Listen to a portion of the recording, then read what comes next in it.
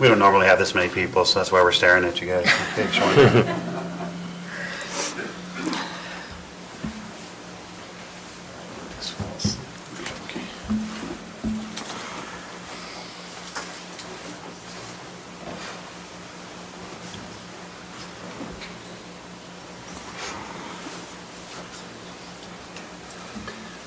Okay, we're getting ready to get started here. We'll just wait for everybody to get a chance to come in and get settled down before we get started.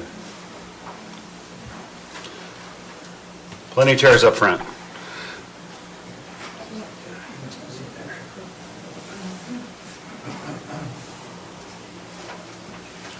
Is Josh waiting for a printed copy or something? Yeah, Okay. Give it just a few minutes, folks, okay? Waiting on technology as well. No, we had Or dinner. can you even count that? There's people camped there, yeah. No motorized vehicles. We started in at 4:30 in the morning. Got up 1:30 next day. Yeah. So quite a drive to get it out. Yeah, I just don't No, want to we got get, horses to yeah, get we can do that because it's quartered it. probably going to be a little bit for public comment. I agree. You guys ready to get started? Probably have some public comments, so give Josh enough time.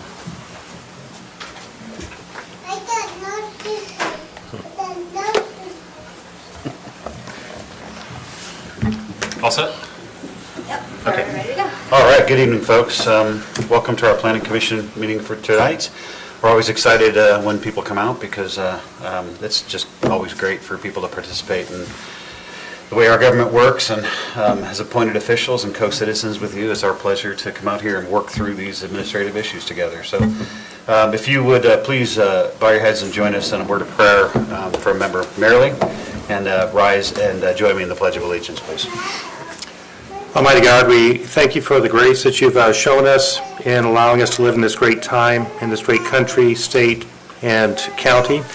We ask you to bless the work that we do here tonight and allow us to understand that everything that we do in humility, in respect to the laws and to the vows that we have taken. And for this, we pray in Christ's name. Amen. Amen.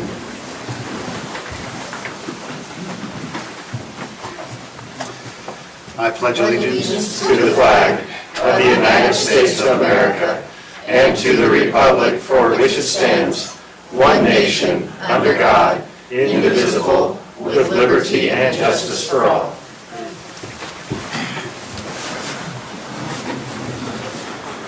All right. Assuming everyone's had a chance to look at the agenda, if there's no questions, we'll take a motion to approve. So moved. A second? A motion and a second. All those in favor? Aye. Okay, any conflicts of interest from any members of the Planning Commission for anything on the agenda tonight? Okay, having seen none, we're going to move on to a period of public comment. Whenever there's a whole bunch of people here, bear with me, I try and take as much time as I can to explain the process so that it's not confusing to anybody here. So we want to walk you through it and so you guys know where we're at. We have a period of public comment at the beginning of all of our meetings. We're required by state law to have a public hearing for items of legislative nature that require a public hearing. There's nothing on the agenda tonight that's legislative in nature, so we don't have a public hearing scheduled for anything on the agenda. So what that means to you guys is if you want to comment on something, now if you're the applicant, obviously you'll have an opportunity when that item comes up on the agenda. But if you want to comment on something on the agenda, now is going to be your time to comment on that. Does that make sense? Now, given the amount of people in the room, we got to kind of limit the scope a little bit. If you could just get to the point and kind of let us know what your comment is. I'm assuming people are going to have public comment. Can you guys do me a favor? Just kind of raise your hand if you give me an indication if you've got public comment tonight. Okay. That's okay. So we got a reasonable amount of time. We don't want to limit your time or the scope of what you want to say. But I want to remind you, just so you know how this works, we're going to ask you in a second to come up and just tell us where you live and what your name is, and then give your comment. What we're going to be doing up here is writing those comments down. This isn't the forum for us to have dialogue during this time. But rest assured, what we're doing is we're trying to write down your concerns. And then during the course of our dialogue and discussion tonight, we're going to try and get those questions answered for you, so you don't feel like you're just speaking and not being heard. Hopefully that makes sense. One final reminder, though, whenever there's a large amount of people, I'd love to remind everybody, please, good order and discipline. Let's get through this, so we have a lot of things on the agenda tonight. So just out of respect for each other and the community, we'll just want to keep it as civil as possible. Thank you for that in advance. Okay, so we're going to move into public comment now. So if you have a comment, again, if you're not the applicant and you're not going to have a specific time to speak to anything, now is your time to please come up and tell us what you're addressing, and we'll take notes. Who's first? Yeah, Aiden. Mr. Waterbury, I live 3310 South Highway. Hi. I don't have an issue with the veteran stuff, that's all good. Mine is the loud music.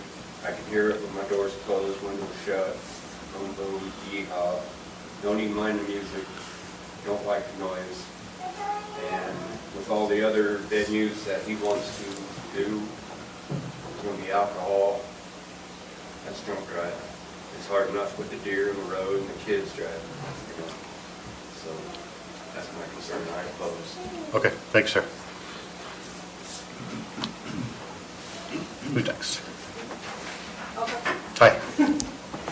So I also live in Porterville.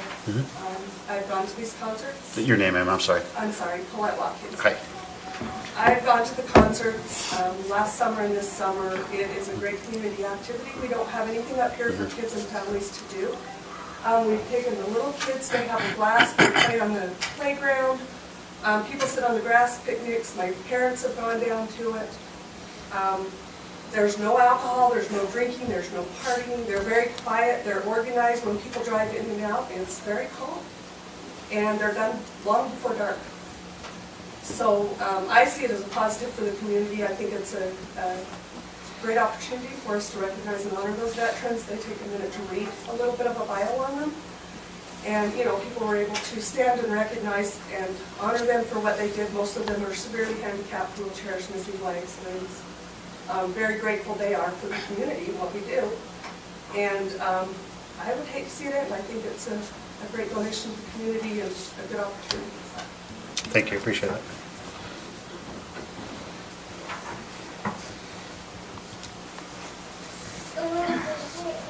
I'm Les Adams from Porterville, Highway 66.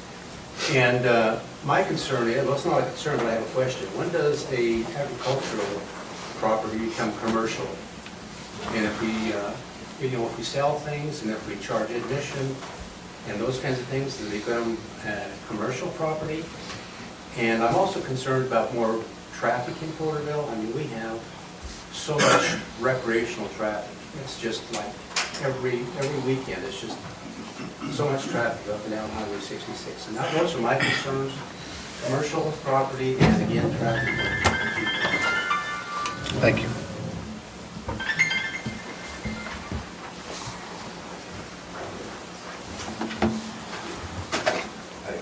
Mike Clark, I'm a neighbor, and I would just like to know what his neighbors right next to him, that are 50 feet away, how they deal with traffic going in and out. It's supposedly, my knowledge, a two-way lane. In and out. They only live 50 feet from me. That's my concern. Okay. Thanks, sir, appreciate that.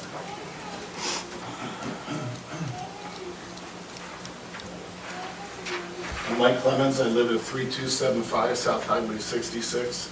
As Mike mentioned, I am the immediate neighbor. So I trust that on Wednesday night, many of you on the Planning Commission received a letter, an email. Do you guys have a copy of that? The letter from your The attorney? attorney? Yes. So what I like to do is just kind of give some highlights of that. Approximately 2018, 2019, we attended a planning meeting here where John, and for the record, I've known John for over 10 years, primarily through business, recently, more personal, being an immediate neighbor. We share a common driveway. So I'm the guy that lives 50 yards or 50 feet away. So when John presented his plan, and we had talked about it before the planning commission, it was about bringing disabled veterans, their families, a business sponsor, up to Morgan, Porterville, to have a location where they can work on the farm, they can work with animals, some will be in wheelchairs, they can enjoy peace and quiet. We support that. And I want to be very clear that we've lived here in Porterville for 20 years, over 20 years. And as I mentioned, we do share a common driveway. It is a one-lane bridge. But I want to be real clear on something.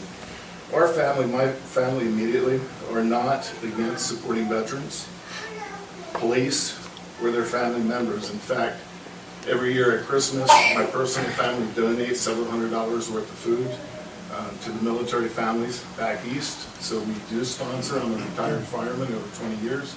So I have a lot of respect for the military, a lot of respect for John and his kids, who are veterans or police officers. So I want to make that clear. But what we are opposed is the constant traffic. Now that we've got, the lodge, we've got a barn, we now have a horse barn. There's now 150 by 300 indoor riding ring, approximately. And there's just constant traffic, Monday through Friday, weekends, and holidays. With that, we get noise, dust. What does it do to the value of our property?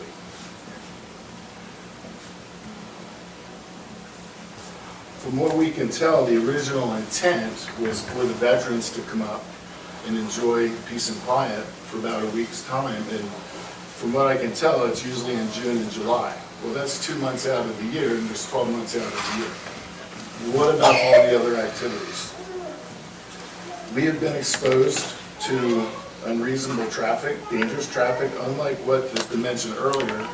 These outdoor concerts, they do not end when it's still daylight. They end after daylight. There is a single lane bridge. The driveway itself is large enough to go too wide, but you still go across a single lane bridge. As an owner of the property where I live, I can't even go in and out when everybody's exiting or coming in because there's that much traffic.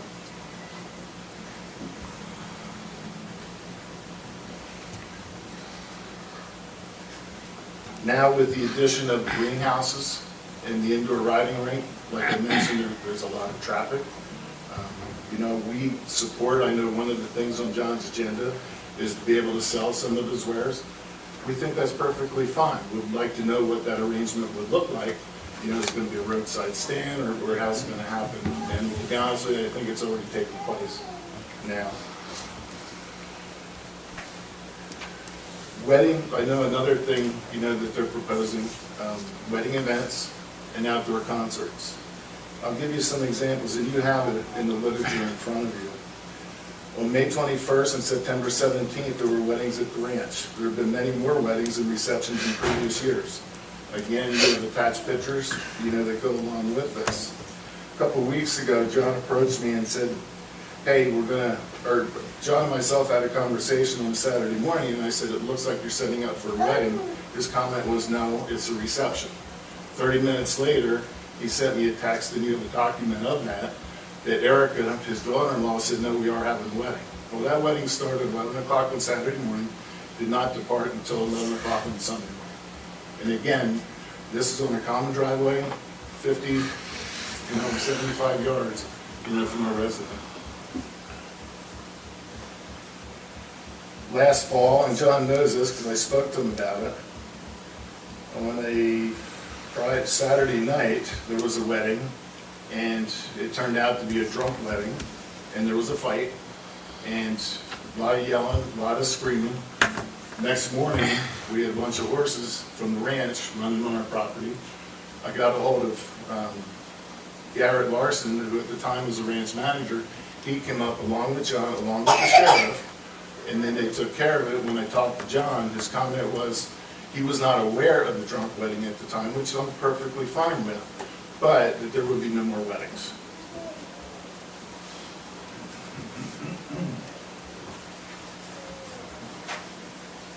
Again, safety is an ongoing concern on our property. There have been weddings where alcohol was served, as I previously mentioned. There was a wedding that took place several weeks ago where we know who the people were that attended the wedding. Alcohol was served at the wedding. About 11:30 that night, 2 cars came down our driveway between our house and our barn to turn around. Were they intoxicated? I don't know. But as it was mentioned earlier, you get out on Highway 66, it's not well lit, it's a 2-lane road, and I'd hate to see something happen, to somebody. Outdoor concerts are incredibly noisy and involve increased traffic with attendees and food trucks. Sometimes there's 150 to 200 people. In the beginning, there were so many vehicles parked that they all would park along the driveway next to our fence, and had to approach John because it was single lane at the time. I couldn't even get in or out, or if an emergency vehicle needed to get in, we couldn't do that. John eventually took care of that and had everybody redirected, somewhere else. As far as these events, yes, it's nice that people from the community can come up, but at the end of the day, everybody goes home. My wife and myself are the only 2 that stay there. Nobody lives at the ranch. Nobody stays there. You've got other neighbors. Some have already started talking about it. John and his family are good people, don't get me wrong. But this thing has just really progressed over the last couple of years. We tried addressing this with the previous planning director at the time, but he would hear nothing of it. And then once, we started talking here this past summer, to the current planning director, we learned more and more information, so that's why we're here tonight. And we are, like I said, opposing this. Another thing that's advertised you may or may not know about is they list for Airbnb. When we're a resident sharing a common driveway, and we've seen anywhere from hunting, ATVs, Christmas and New Year parties, Valentine's dinners, marriage counseling, optional stayovers. This summer in June, Barbecue Pit Stop had a 2-day competition. Last fall, we had an issue with John himself, with some hunters, discharging a firearm, a .50 caliber rifle or handgun. And when the sheriff came out to measure, it was 46 yards from our occupied house. The comment was made, I own the ranch, I can do what I want. And the sheriff said, no, you can't. You have to be 150 yards away. Other events, consisted of yoga events. 2 years in a row, there was a week-long summer camp, that was sponsored. Nothing like having screaming kids from 8 a.m. till 10 o'clock at night. And again, I understand, that was for a military family who lost someone. They had an event. We support events, but I don't think the place was really designed, in the residential community for things like that. Expenses that we've incurred. About 3 years ago, we installed an invisible pet fence to keep our dogs in our property because of all the dogs that were coming to visit, people at the ranch. We wanted to make sure we were doing our part, so I spent $5,000 putting an invisible fence in. Our dogs don't leave the yard. About 2 years ago, I put in a privacy fence, $6,000, just because we had no privacy between our place and John's place. John did put up 5-foot blue spruce trees, but it's going to take about 5 to 10 years for that to amount to anything. Again, there was a lot of free-ranging dogs, and some of John's kids are here tonight. They know full well how many times I call them about their dogs coming over and killing our chickens. I spent another $6,000 putting up a fence so we can keep our chickens in place. And then about 2 years ago, spent another $3,000 to resurvey our property, because when John took over, about 25 to 150 feet of our property was taken over, once they started moving in. And then, once we had it resurveyed, we put the fence up, and, things have been fine. But, just kind of in conclusion, We, as a family, fully support the activities. We think what John is doing with military families is great, wonderful, we fully support it. It's just all the other activities, from outdoor concerts to weddings, things like that, we don't support. Thank you for your time. Thank you.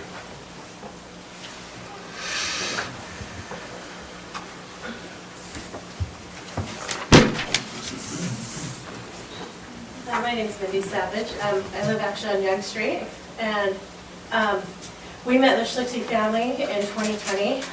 My daughter started riding horses out there, and during the time it was a godsend for her because COVID was very hard, and it was a great opportunity for us to go out and ride and get out of some of those patterns that were hard during COVID for school kids.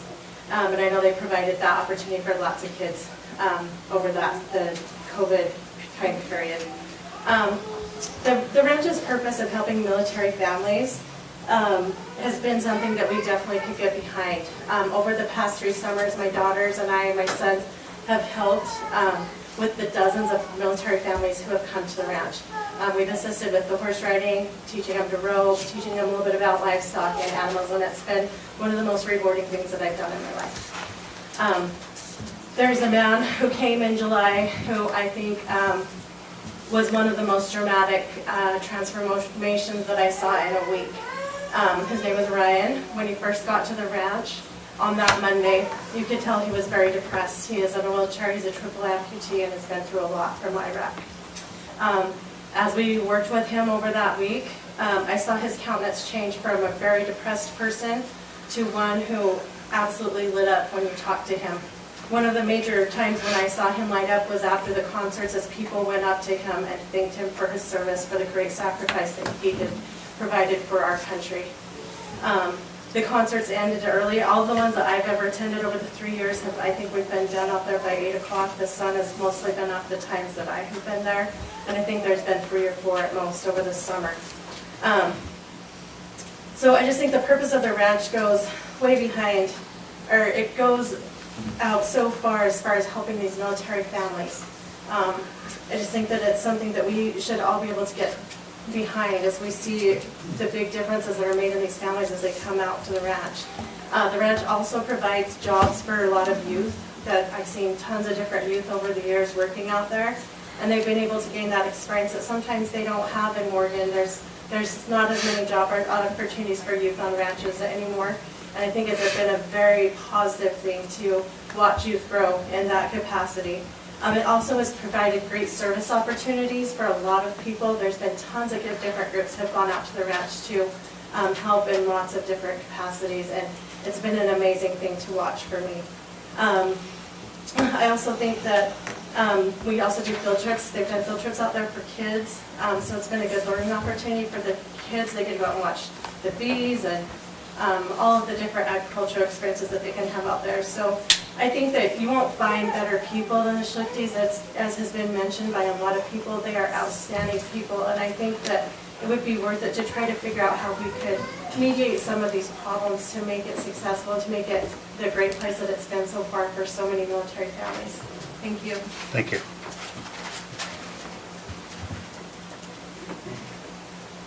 Anyone else?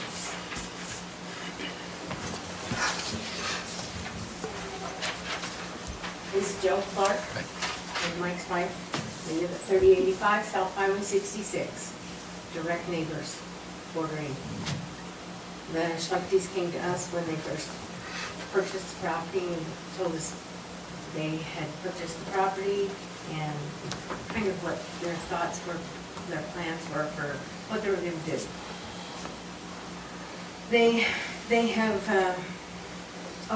They've exceeded what we thought they were going to do. I have nothing wrong with the military families either, nothing. That's a wonderful thing that they're doing. My concern is they're looking for modifying existing permits.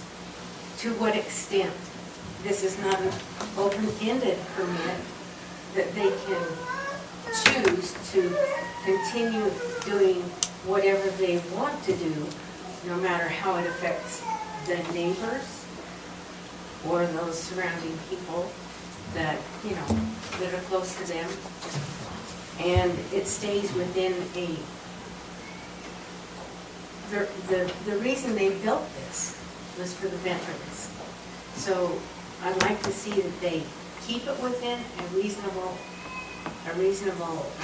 permit area, and that we know exactly what they're planning on doing before they get this permit approved. And like I said, an open-ended permit that goes and goes and goes, and we'll add this, and we'll add that, and we'll add this, and we'll add some more. So that's basically, we do have a lot of problems. I'd like to put a sign at the end of my lane that says, this is not Warrior Risen Ranch, because they drive in our place, around our barn, and out they go. So, thank you. Thank you.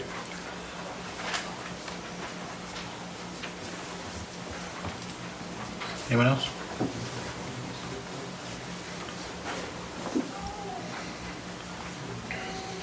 I'm John Porter. I live actually with all these people. We are 3423, so need to have this weekly thing, come meet our neighbors, so it's good. Just had a couple of comments. First of all, I think on the list of the agenda, Mike and Pam have a request for a kennel permit.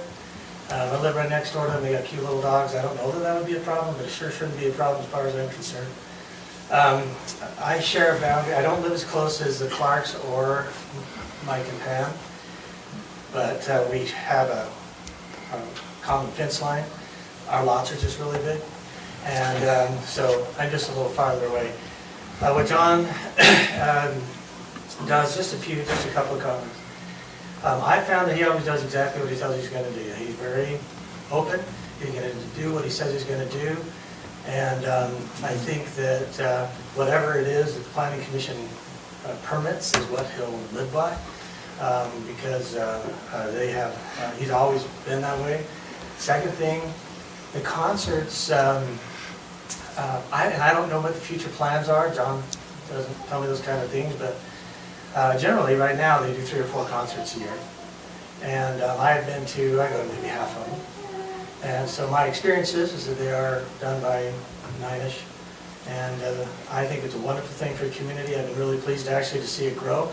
They're not going across my driveway, but to see the community come and to actually see Gold Star families and these veterans who've been through what they have, and have them hear the support of the community. But I think it's great for the community, especially the kids, to hear what the price is that the people have been paying for what we're doing. And I know nobody in here is against that, but that's what they're doing. And that's been very moving for me personally. It's been a very good thing.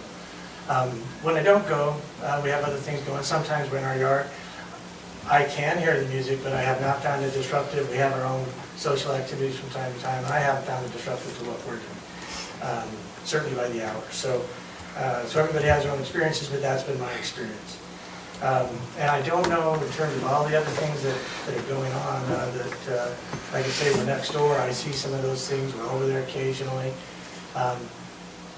This is agriculturally based, and it's hard to make that be not bleed red. It's hard to make it get in the black somewhere.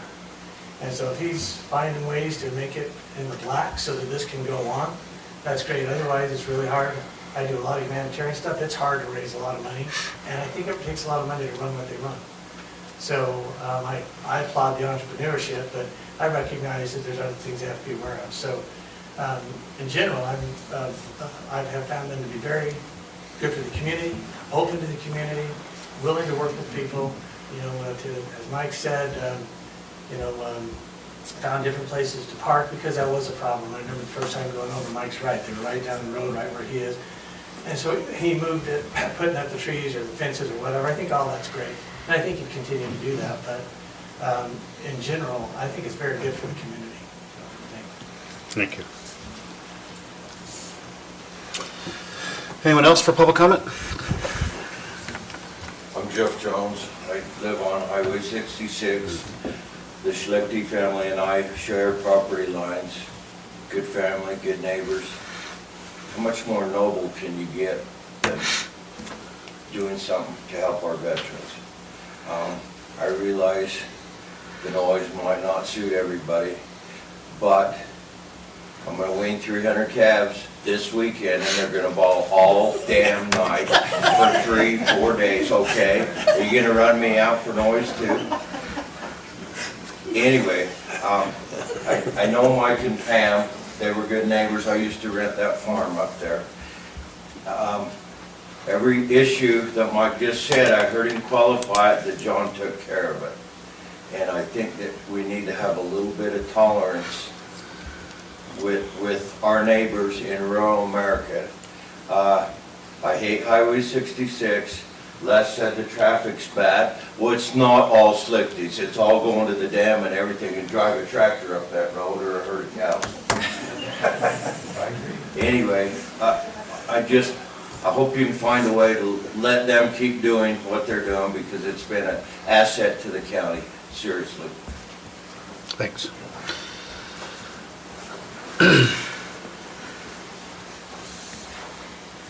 I'm Laura White. I wanted to come and just say something because I feel for both sides. I understand what Pam and what they're talking about, but I also, I just feel like there needs to be a compromise to help the neighbors feel good about what's going on, but also to let them still do the community things. It's been so good for the community, and it's been so good for the veterans. And I don't know if a lot of people know this, but they donate a lot of beef to Families in Need here in Morgan, and I think that says a lot. And I'm not afraid to say, my husband lost the whole high school closed down. He was at this high school, and I'm going through cancer, and we're having a hard time. And their family, they don't even know who I am probably, they got the meat and brought it over to our house and stuff, and it touched my heart so much that this family would serve our community like that. And so I think, and all my grandfathers and my dads are all military, and I just think that the whole thing is wonderful. But I get what they're saying about some of the things that would be disturbing if you're the neighbors. It sounds like they've tried to, been concerned about things and tried. But I'd really like to see somehow there be a compromise with what they're wanting, but also to be able to keep the community stuff that has been happening. When we've gone several times to the concerts, and it's been such a smooth thing with the cars. When we've been there, they had the cars parked over this way. I thought it was so neat the way they organized it and had everybody just leaving and going. To me, it's okay. If I was living there, maybe I'd feel different, but I think that maybe certain arrangements need to be done so they can fix those issues. If there's an issue, where the neighbors are happy, because if I lived there, I would feel the same probably if there's so much going on. But I just wanted to express that they're just, the things that they are doing, I'd like to see them be able to continue, but just make some kind of compromise so everybody is happy. Thank you. My name is Chet Adams. I live on Highway 66. Just a couple of observations. I think there are a myriad of concerns and issues why something like that is a little bit detrimental to a rural community. Not the least of which is people move to a rural area to be rural. They don't go to be next to a concert or a wedding center or whatever. My concern is, and maybe this has been addressed because I was a little bit late, if monies are being exchanged on that property, it is no longer, it is a commercial property. If the monies are being exchanged, that is a business. And I don't believe they've been zoned for a business there. It is not a commercial property. And I think that certainly needs to be taken into consideration. If it's absolutely free, everything that goes on there, I've been there a time or two and I saw food trucks, and I assume, and I don't know if they were charging or not, but if it's a business entity, it is not a conditional use permit. It should not satisfy that. Thank you. Thank you.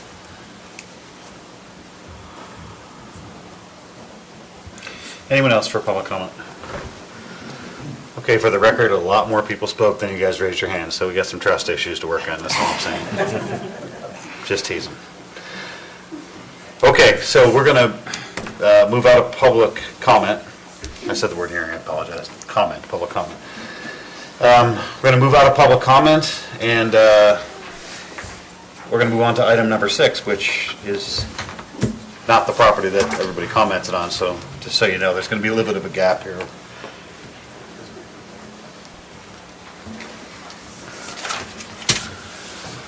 All right. Hi, Josh. Good.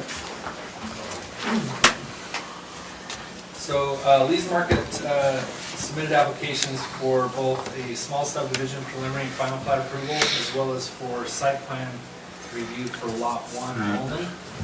The property is located at 4985 West Old Highway Road on the south side, southeast of the Old Highway Road Trappers Loop intersection, and is part of the Mountain Green development agreement. The property is zoned Mountain Green Village and is part of the town center on general plan land use. Staff has reviewed both the preliminary plat and final plat, as well as the site plan. We are recommending approval of both. We believe that the small subdivision, there's a couple conditions that we've added. The site plan, I believe, fully complies. There's a few items that they need to add to just clarify some information, such as a landscape table, parking table, and a couple other smaller items. But as far as architecture and site design, it meets the development agreement. And so with the preliminary final plat, they submitted a water will surveyor, but it excluded Lot 4. And so we've made a recommendation to the water company about including Lot 4 with a single ERU. Rulon Gardner is supposed to be on the teams. I don't know if he's joined it or not. I know Zach Swenson is in the audience for the applicant. Can speak on this. Okay. Do you guys have questions for staff first? Or you want to hear that from the applicant? Okay. Thanks. Zach, you want to? Evening. Good evening, everybody. Again, Zach Swenson, I represent the Lee's subdivision application. Happy to be here. We're really excited about this project. Mountain Green, as you guys all know, is uniquely situated in between two bigger cities and has no access to simple needs such as a grocery store. And so we feel that this location is ideal for a grocery store. That way, you residents don't have to drive 15 minutes in either direction in order to get those groceries. As Josh mentioned, this is part of the Mountain Green Village development agreement. This meets all the code that is stipulated in that agreement. We believe this is the highest and best use for the area. And so we're just excited to be here. Happy to field any questions if you guys have those. Yeah, I've got a couple to just start with. So just to clarify, so you're just representing the Lee's Market portion of the project, is that correct? So the subdivision itself, you can't create remnant lots, and so as we develop, or as we subdivide the entire area, that's just to allow for the commercial area to move forward. I just represent that Lee's grocery store project. Okay. And I'm working with the owner of the property to subdivide the adjacent parcels, but those adjacent parcels aren't subject to development in near term or near future. So for our purposes tonight, are you the applicant for the entire project? No. Just for Lee's, you're just speaking specifically to the Lee's thing? Specifically Lee's. Okay. Is there? I will not be the developer of the adjacent parcels. Well, the reason I ask is one of the primary concerns that came up was, our code has a requirement for capacity for utilities. And the will serve letter right now is more specific than their code actually requires, but in that being specific, it left out Lot 4. So would you be able to address that, or could we make that just a condition for the applicant? It looks like Rulon Gardner is on. Oh, okay. I think he can speak for the water. One sec, we'll see if we can work on the volume. Can you hear us? I can hear you. I heard everybody's Gotcha. comments. Okay. We regarding the first item, that was interesting. We don't believe Lot 4, since it's so complicated and the size of it is 8.8 acres, it's hard to quantify the water associated with that. So we think it should be excluded from this preliminary plat and only include the access road and the lots going to the east. And Zach's right, he's representing Lee's, and then Dwayne and myself have some other common interests. And so I was able to get the water company, Cottonwood Mutual Water Company, to issue the will serves. But to be honest, we just cannot quantify Lot 4, and we apologize, but until those tenants are identified and the water that's needed, the Cottonwood Mutual Water Company didn't feel comfortable in issuing a will serve. And so we're not here representing the Lot 4 should be part of this plat. Okay, just a comment on that. The code actually says the will serve just has to specify that your system has the capacity to serve the proposed development. Document such available capacity and specify the amount of such capacity that will be utilized by the whole project. So a couple things we were thinking about. Yeah, we could exclude Lot 4, but is it a potential to just update the will serve letter to comply with our code to say that you have the capacity to serve the development? I ran that by Cottonwood Mutual Water Company, and they felt uncomfortable until we identify specifically the uses. For example, Lee's requires 9 ERUs, and Zach and I are working together to make sure that we quantify that. So you can see it's not just a connection. A grocery store has, they're not only sprinkled, they have restrooms, they have delis, they have other things, so there's additional water. So you can imagine on 8 acres in Lot 4, that could expand to just exponential water that needs to be quantified. So, Mr. Chairman, we recognize what you're saying and we understand it, but we believe it should be excluded until we can identify and quantify the tenants associated with that lot. I have a question. Our code requires that the complete area of the parcel must be included in the subdivision. Is Lot 4 part of the original parcel? It is part of the original proposal, parcel. This is carving out a new parcel, and we thought it was it would be a new plat, and then parcel 4 would be also an adjoining plat, but it is part of the original parcel.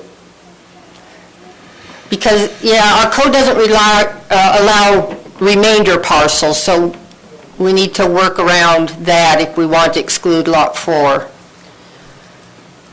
Yeah, so we're trying to figure out our potential way forward. If I may, Yeah. I've worked with Lee's Marketplace on a few projects, or at least been involved with a few projects. We're getting bills from some of the recently built products that are similar to this building. We think that the water requirement, the ERUs, will be a lesser amount than what was represented in the application by hopefully at least 1 ERU. My proposal would just be to, if that's the case, utilize that 1 remaining ERU to service Lot 4 for the time being. As Drew Long pointed out, it's not really possible to determine what the water requirement will be for that parcel. It could be a multifamily development, it could be whatever it is, you just don't know. So I guess that's my proposal, that this be approved, understanding that prior to recording the plat, we would just have to represent that that's the case, that we have that ERU for that lot. Does that make sense? So yeah, that makes sense to me, because I understand now that it's part of the bigger, it is part of the original parcel. Can we then say subject to, and Josh, you correct me, but we would have to come back with a specific site plan for parcel 4.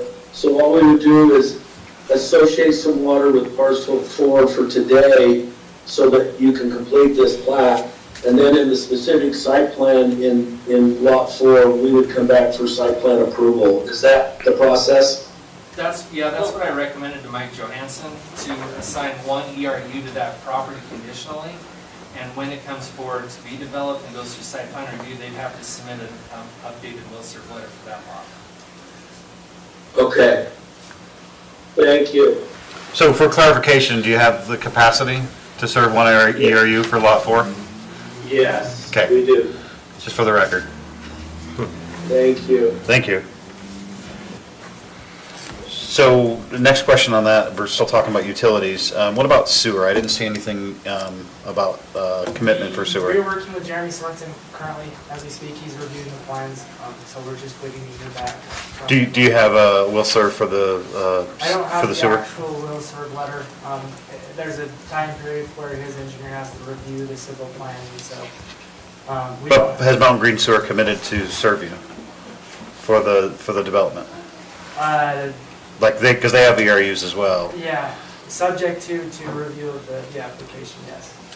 Okay, so we just need to make sure we get that included in, as it, probably make that a condition as well, just to make, because we do need all the utilities.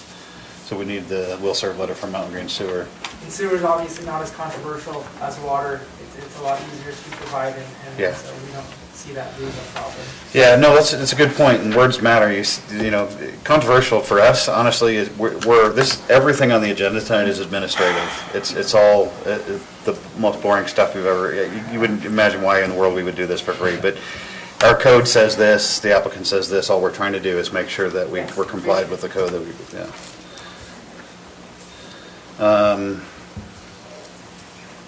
So I think we can, yeah, I think comfortable with a condition for the, just to make sure we get the will serve for the ERUs for the sewer as well.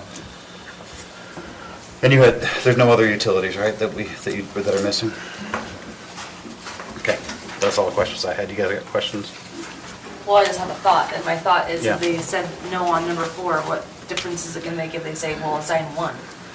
One's not, We have to have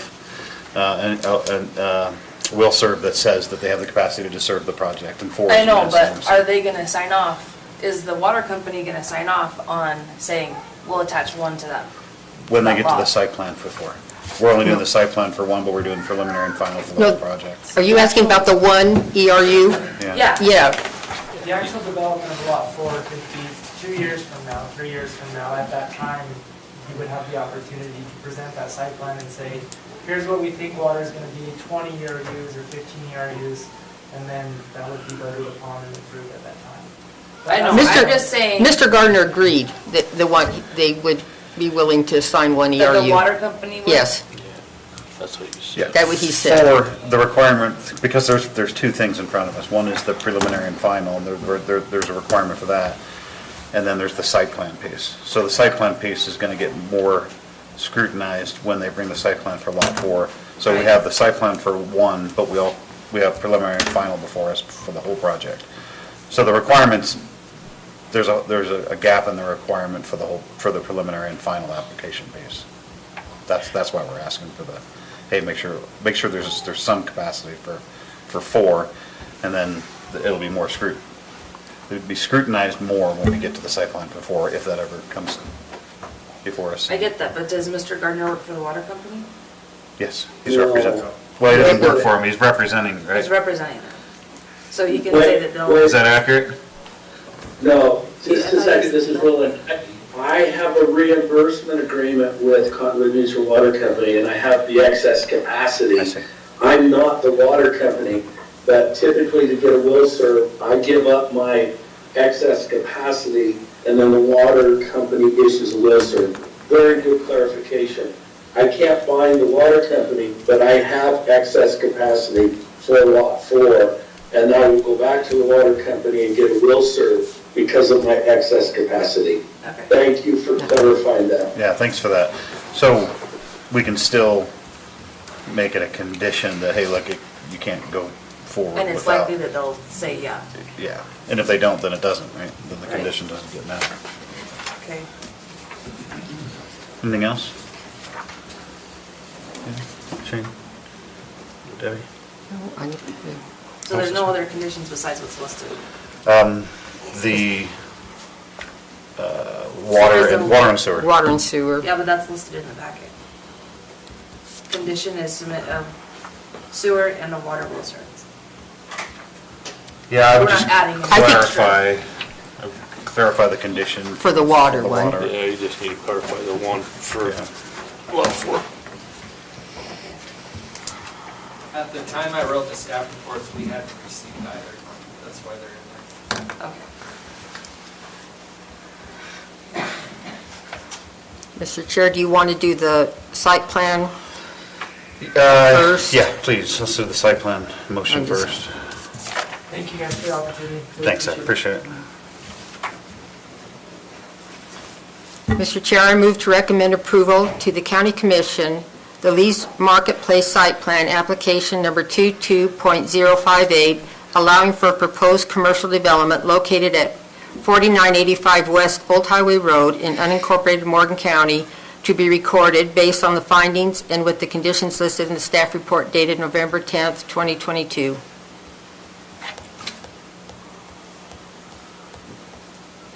Okay, so we have a motion for for approval, for the site plan. Okay, I have a question real fast. Yep.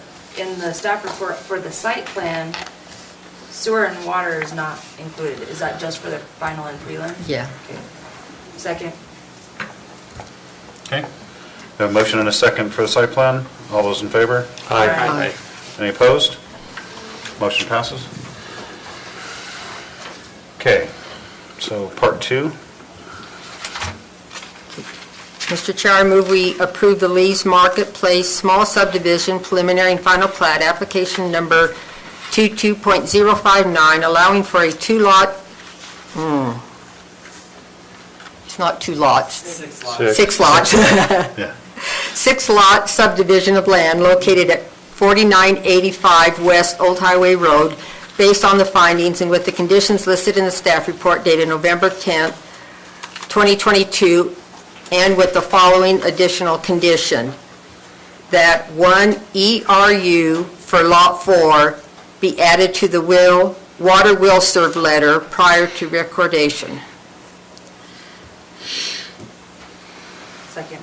Okay, we have a motion and a second on that one. All those in favor? Aye. Any opposed? Motion passes. Thank you.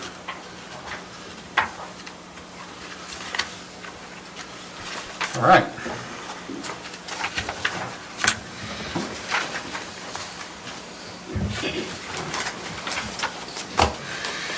Application number 22.063 is for the John and Barbara Schlichty CUP amendment for property owned at 3265 South Highway 66. Earlier this summer, we received several complaints. Those complaints, as the zoning administrator, I'm obligated by the zoning code to follow up on those and send out enforcement letters. We sent out approximately 2 letters to the Schlichtys to get them to come in and modify their conditional use permit, since what they were doing on the property exceeded what the conditional use permit allowed. As such, with the application that they have submitted, they are requesting expansion of that conditional use permit to allow for wedding events, other events, and then in the future some agribusiness. To clarify, their property is zoned RR1 and A20. A20 allows for recreational uses, resort-type uses, and there's nothing in the code that restricts them from accepting or not accepting money, and no definition that states that if you accept money, it becomes a commercial use. So I just wanted to clarify that. I have put in some sample recommendations, as well as some sample conditions. In the staff report, I also included a list of items that you, the Planning Commission, can review and add on to as contingent conditions or stipulations of approval for that, for the CUP. The state law, state statutes state that we can reasonably mitigate, and I've asked Garrett Smith, the county attorney, to be here to kind of speak on the legal aspects of this and what our responsibilities are. So when he comes in, if he can address that.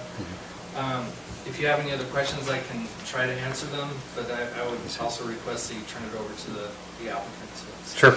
Just one thing before, you did a good job of starting to answer through some of the public's questions. So one of the overriding questions seems to have been that the notion that the existing CUP is in threat. So they have an existing conditional use permit. Yep. There's been some complaints against that. This application tonight is for an expansion. The complaints weren't against the Risen Warrior disabled veterans. The complaints that came in were for the concerts and the other events that were being held that were not for the disabled veterans. I have a question about that. What was the original CUP for, or allow? The original CUP, as it was approved and in the approval letter, stated that it was for disabled veterans only. But it didn't give any specifics of what types of activities? No, it was for a Dude Ranch experience. It did not mention the concerts. So in order to hold the concerts in the future, they would need this amended. Okay. So just to answer, they already have an existing CUP. They can, that's not a question for tonight. The public seems to ask that question. They can continue to hold and do the Dude Ranch experience type activities with disabled veterans. Okay. Just 1 second, sorry. I'm just trying to go through, see if there's any. I promise that you guys, we try to get all your questions answered in our discussion here. And we'll get to most of them in a little bit. You guys take any notes that we missed anything? So something like an Airbnb, does that require a CUP or a business license? Airbnb does not require a CUP. It does require a business license, and it requires a short-term rental application that is approved by the zoning administrator. Has that happened? Not yet.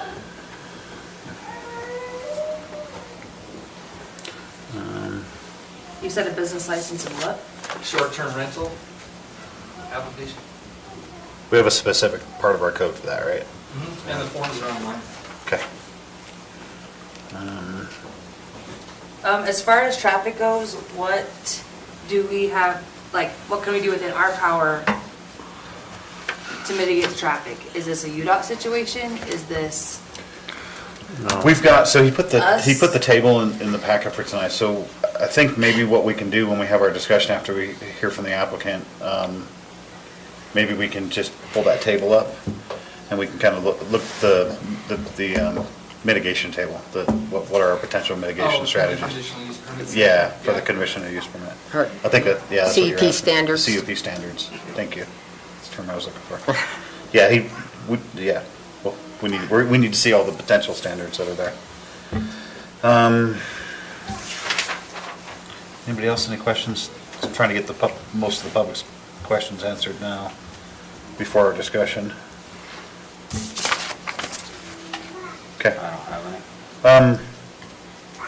No, I think we'll wait for our discussion for the other ones. Okay. And no other questions for staff? Then the applicant?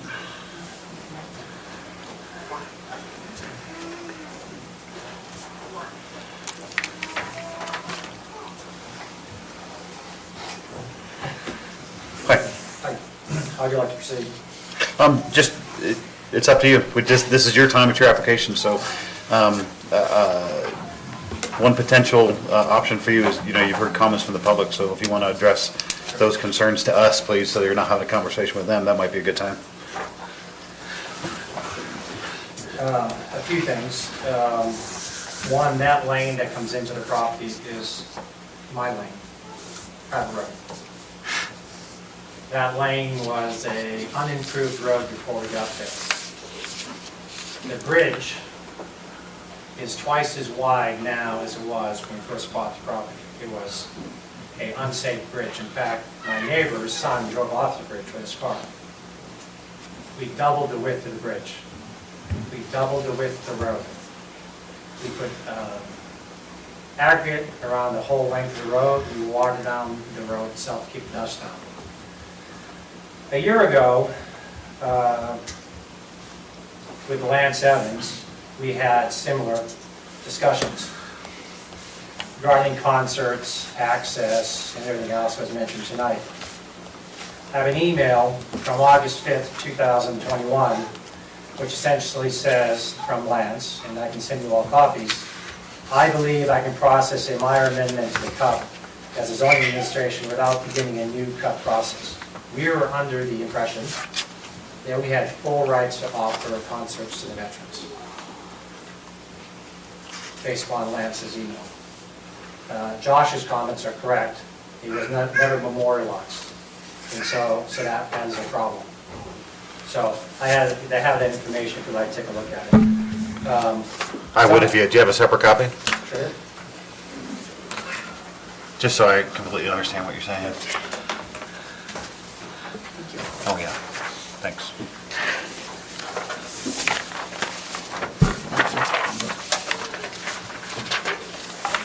Thank you. I'm running out. It's okay, give it to him. Thank you. In that email, it discusses some of the concerns that he had. We addressed all those concerns. Parking was moved to the north side of the property. The road was widened. It was dust control because of an irrigation vehicle. Additional bathrooms were added at a huge expense to our family. Police, we now bring police onto our property during the concerts and events to make sure everyone is safe. In fact, there's actually a police report with my neighbor in reckless driving, almost hitting a couple of children as they're exiting my driveway. So, we're here to build a safe, family-friendly dude ranch for families to come to and veterans to be honored.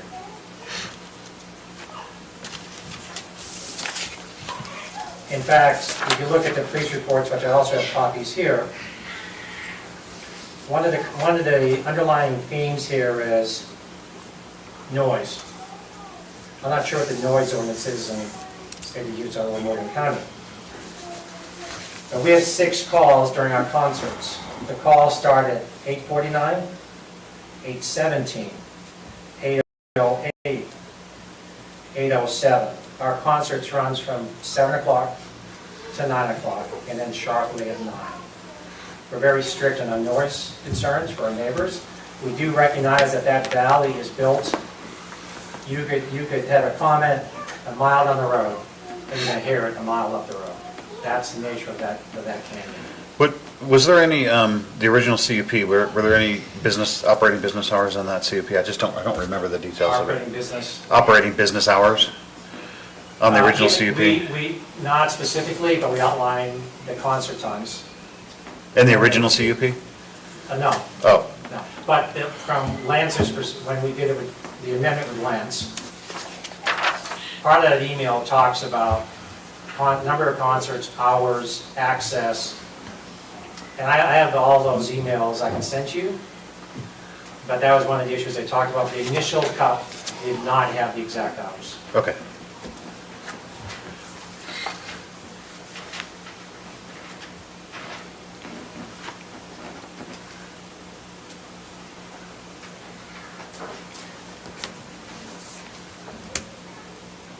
Are you planning, you mentioned the Dude Ranch. Are you going to be having a Dude Ranch for other families other than veterans, or will the Dude Ranch just strictly be for veterans?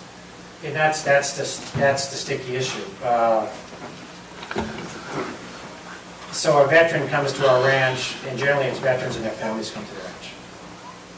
Well, we also have Gold Star moms. So I think most understand the Gold Star mom is here, that their husband was killed in combat. Is that a veteran? Our veterans' kids, which they lost their dad, is that a veteran at the ranch? I would say yes. The CUP says no. So the answer to your question is, yes, it needs to be expanded to include veterans, non-veterans that come to the ranch. But non-veterans with no connection to veterans, can anybody, whether there's a veteran in their family or Gold Star family, can anyone come to that Dude Ranch? Are you expanding it to general public? One of the goals at the ranch is to obviously bring veterans and their families. The other goal is to enlighten the community to the challenges that veterans and their families go through. So I'll have business leaders come out, we'll have youth groups come out, church groups come out that are non-veterans. Yet they support the veteran cause. So I'd say no, in terms of the strict definition, they are not veterans, nor are they related to veterans and their families. But they're volunteers to help out the veterans. So you need the Dude Ranch portion expanded just for a general Dude Ranch, not just for veterans? Correct. But they're all in service of the veterans. That's one of the reasons Well, why They're volunteers for the veterans that are there that week. That's correct. But they're not themselves doing the Dude Ranch experience. They would be fencing, to Jeff's point, they could be weaning cows, they could be doing all these things. They're here in the Dude Ranch experience, supporting the veterans. Whether I'm building a fence to hold cows in, that's still for the benefit of the veterans down the road. I'm not trying to, just have people come out here with no connection to the veterans. Our core belief is everything we do has to be focused on the veterans and their families in one way, shape, or form. So someone, general public, cannot just sign up and come and participate in the Dude Ranch, just for a Dude Ranch experience? Not yet, no one has. And so you're not asking for that? I think the cup that we're asking for the Airbnb, someone could stay there without any association to the Dude Ranch. Is that one, saying that correctly, Josh? The Airbnb is not part of the CUP. So not part of the CUP, okay. It's not required. Yeah, that, there's separate kind of Separate requirements issues, for that. okay, Correct, correct. yeah. So you want the Dude Ranch portion, the original CUP, left as is? Or do you need it I clarified? think it needs to be amended in terms of the concerts officially. Oh, If the concerts are only for the veterans, then clarify it as that. But my understanding is that the concerts were for other events as well. For the community. So it was concerts and other events. Well, the concerts are held, once the veteran spends the week there, before they go home on a Saturday morning, concerts are generally held on a Friday evening. The concerts are held in honor of the veterans, and that's when we hold the concerts. Other than that, we're not holding concerts. So they're a supporting use to the primary Correct. mission. Yeah. Approximately how many concerts in the season? I think we held 3 or 4 this year. In my communication with Lance, we discussed having an option up to 8.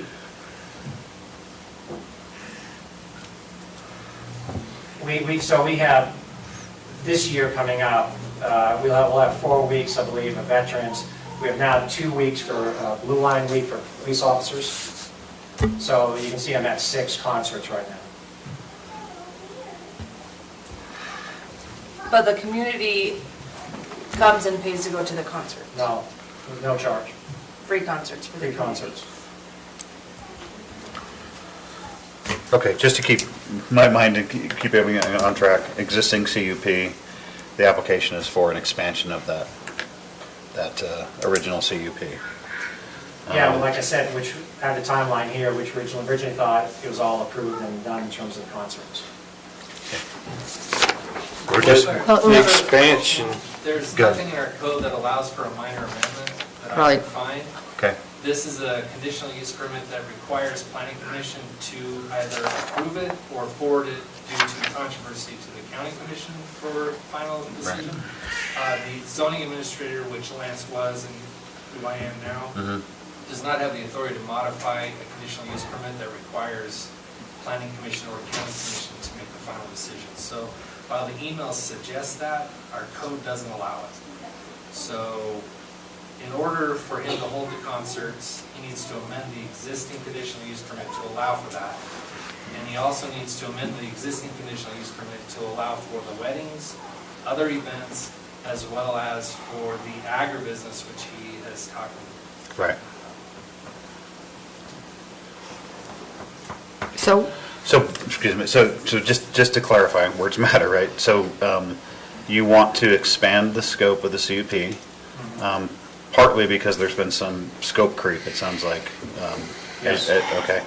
So that's what you're asking for, is the CUP to fit that creek and some additional things? Yes. Okay. But are you okay with the wording for the Dude Ranch portion? I'm not talking about the concerts, we'll have to deal with that.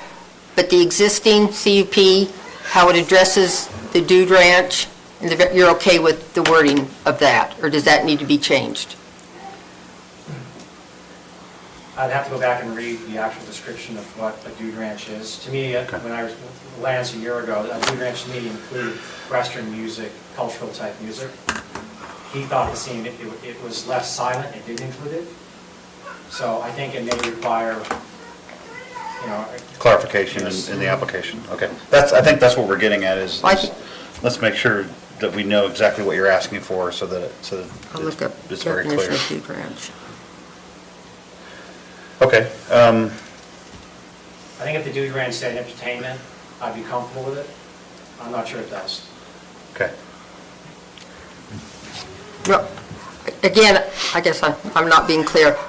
The concert, all that's going to be addressed later. I just want to know, as far as just the Dude Ranch experience,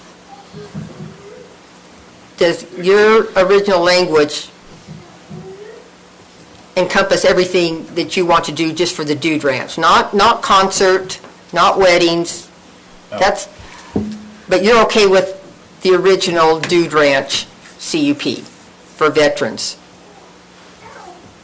For veterans, yes. Okay.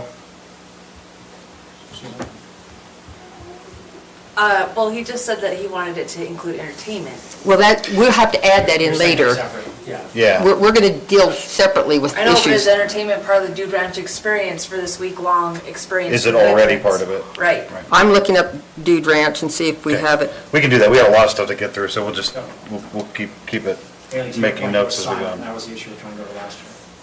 Okay. Uh, So again, the context here is the application is for a new CUP with increased uses. A So new CUP? expanded CUP. Okay. Because the other one don't work. Yeah, the other one doesn't fit the scope of what they're doing, so the application is for an expanded CUP. So for any conditional use permit, this is where I need Josh's help with this. And this is for the public and for our regurgitation. So a conditional use permit is a conditionally permitted, it's permitted as long as we can reasonably mitigate concerns, right? So what's our primary focus here? Garrett's out there. So first I would like you to, like Garrett, get Great. to the legal aspect of it. Yeah. And then I can speak to Okay. the additional portion of In terms of additional mitigation, we'll do whatever it takes to, as we already thought we met those mitigation issues, we'll do whatever it takes to Sure. do it. Yep, yeah, we're very analytical here, so it's just, we're going to walk through every step at an administrative note. Would you mind answering some questions? I may be sitting here. Bring her up here, we'll take her away.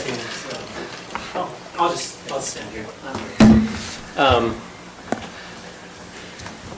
Let's see. You guys know this just as well as I do, but I think I'm just here to reiterate. If you would, please, yeah. Yeah, so this Keep us is focused. out of Utah Code 17-27A-506 on conditional uses. And I'm going to start actually with subsection 3. I did listen to the public comments tonight, and I think it's important to understand the difference between a legislative and an administrative decision. A legislative decision is where the land use authority has discretion. They can listen, not that they don't listen to public comment all the time, but they can really take public comment into the decision itself, whether to approve or deny something. Whereas an administrative decision is really a check the box. Has the applicant met all the requirements required by the code? So under subsection 3, it says a land use authority's decision to approve or deny a conditional use is an administrative land use decision. So it's really a check the box. Has the applicant filed the application correctly? Have they submitted all the information? if they have, then that's really where the land use authority or the land use, I guess, right here for a C2 application, this would be the land use authority that makes the decision. If we go back up to section 2, it says a land use authority shall approve a conditional use. So it is mandatory to approve a conditional use if reasonable conditions are proposed or can be imposed to mitigate the reasonably anticipated detrimental effects of the proposed use in accordance with applicable standards. And so the benefit of the public comment, even though it doesn't necessarily sway a decision one way or the other, but it can help the Planning Commission identify reasonably anticipated detrimental effects. And so that's the purpose of the CUP process, is for the Planning Commission to find reasonable conditions that can be imposed to mitigate those reasonably anticipated detrimental effects. The next subsection says the requirement described above to reasonably mitigate anticipated detrimental effects of the proposed conditional use does not require elimination of the detrimental effects. And so if there's noise, dust, things that have been brought up, the conditions don't have to eliminate those altogether, but there has to be some mitigation of those detrimental effects. And then I'll just continue on with this section. It says if the land use authority proposes reasonable conditions on a proposed conditional use, the land use authority shall ensure that the conditions are stated on the record and reasonably relate to mitigating the anticipated detrimental effects of the proposed use. And so, the conditions have to relate to the detrimental effects. There has to be some relation there, and it'll be stated on the record, and it'll also be part of the letter, the conditional use letter, so that if there are disputes between residents in the future, we can go back and look at it. And I think that that's kind of where the neighbors brought up, hey, this is going beyond the scope of what we read and what was approved, and that's why they're here trying to expand the CUP. And then lastly, it says if the reasonably anticipated detrimental effects of a proposed conditional use cannot be substantially mitigated by the proposal or the imposition of reasonable conditions to achieve compliance with applicable standards, the land use authority may deny the conditional use. And so that's the only, I guess, permissive portion of the section, because above it says you shall approve it if you can do this. The only way that you have discretion not to approve it is if those detrimental effects cannot be substantially mitigated. And so I don't know if you have any questions for me, but that's really just kind of a breakdown, walk through the statute to make sure that we're following it, and making sure we're anticipating all the effects and making sure the conditions that are proposed relate to those detrimental effects. No, as always, that's great. I really appreciate that. One quick question before asking anybody else, but the standards that we can apply to mitigate those, do they have to be in our code? No. Okay. And in fact, it does say here, a county may adopt a land use ordinance that includes conditional uses and provisions for conditional uses that require compliance with objective standards set forth in an applicable ordinance. So we can have that, but a county may not impose a requirement or standard on a conditional use that conflicts with a provision of this chapter or other state or federal law. And so really, I mean, as a political subdivision of the state, the county, there's certain things that we can do, but we can't contradict the state. And the state's outlined it pretty clear here that anything in our code is, this would supersede or be the guiding, more of a guiding factor. Gotcha. Or I guess, a guiding outline to follow. Okay. That's awesome. Any questions? I probably have a question on the Airbnb portion of that. To me, that is totally separate from what he's asking on the CUP. Do you see it that way? Yeah, Airbnbs, there's specific, I think they had a good lobbyist because there's specific state code that exempts them. And the only, so for example, even our business license officer in the clerk's office can't go search Airbnb. It's only if it's brought to the attention through a complaint that they can even require a business license. And so it is a separate issue. Thank you. Any questions for Gary? No? Thank you so much for Okay, coming. I thanks. appreciate that. Yeah. One of the things to that point, mitigating issues, and we think we've mitigated the majority of them.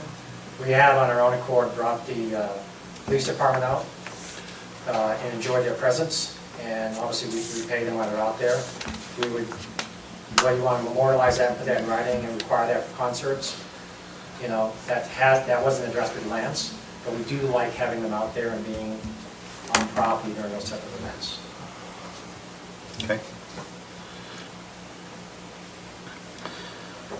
Okay, so now that we all had an excellent refresher of legislative versus administrative and conditional use permits, how about we can start on kind of on this side and start talking about potential standards that we would want to apply, or what do you want to do?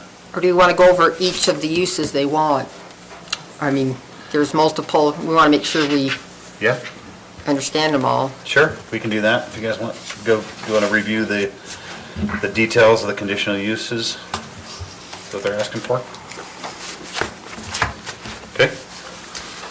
So for clarification, we start with Dude Ranch, right? Use number one that they're asking for is Dude Ranch. Is it Dude Ranch expanded, or do we want to say Dude Ranch and then specifically say entertainment in addition to that, or? I think concerts are separate, yeah. Can I ask a question? Yeah. Did I hear you say we can't really amend the CUP? Well, this is an amendment to. This- We can amend it? Yeah, we can. To expand Okay, the all right. allowance. Thank you. Through this application process. The definition of a dude ranch is a ranch-type resort destination that offers overnight accommodations for people to experience ranch work and lifestyle. These ranches may have agricultural production as a portion of their revenue, but their main function is a tourist destination. That's in our code. Pretty broad. Yep. But that's our code's definition, not just Google. Nope, that's our code. Okay, so Dude Ranch, is that the first use? And then now you want to, I want to make this all part of the record, so we're clear. I'm still, Is it, for veterans, is that the conditional use permit, or is that your mission? well, that's the existing one. That's the existing one. It says for veterans. Do you need clarification of what you mean by veterans? To include Gold Star families or? Broadening of that, yes. Veterans, dependents, family members. Veterans and their families? Right, that would allow volunteers, like the church groups, to come and volunteer for the ranch for the week that the veterans are there.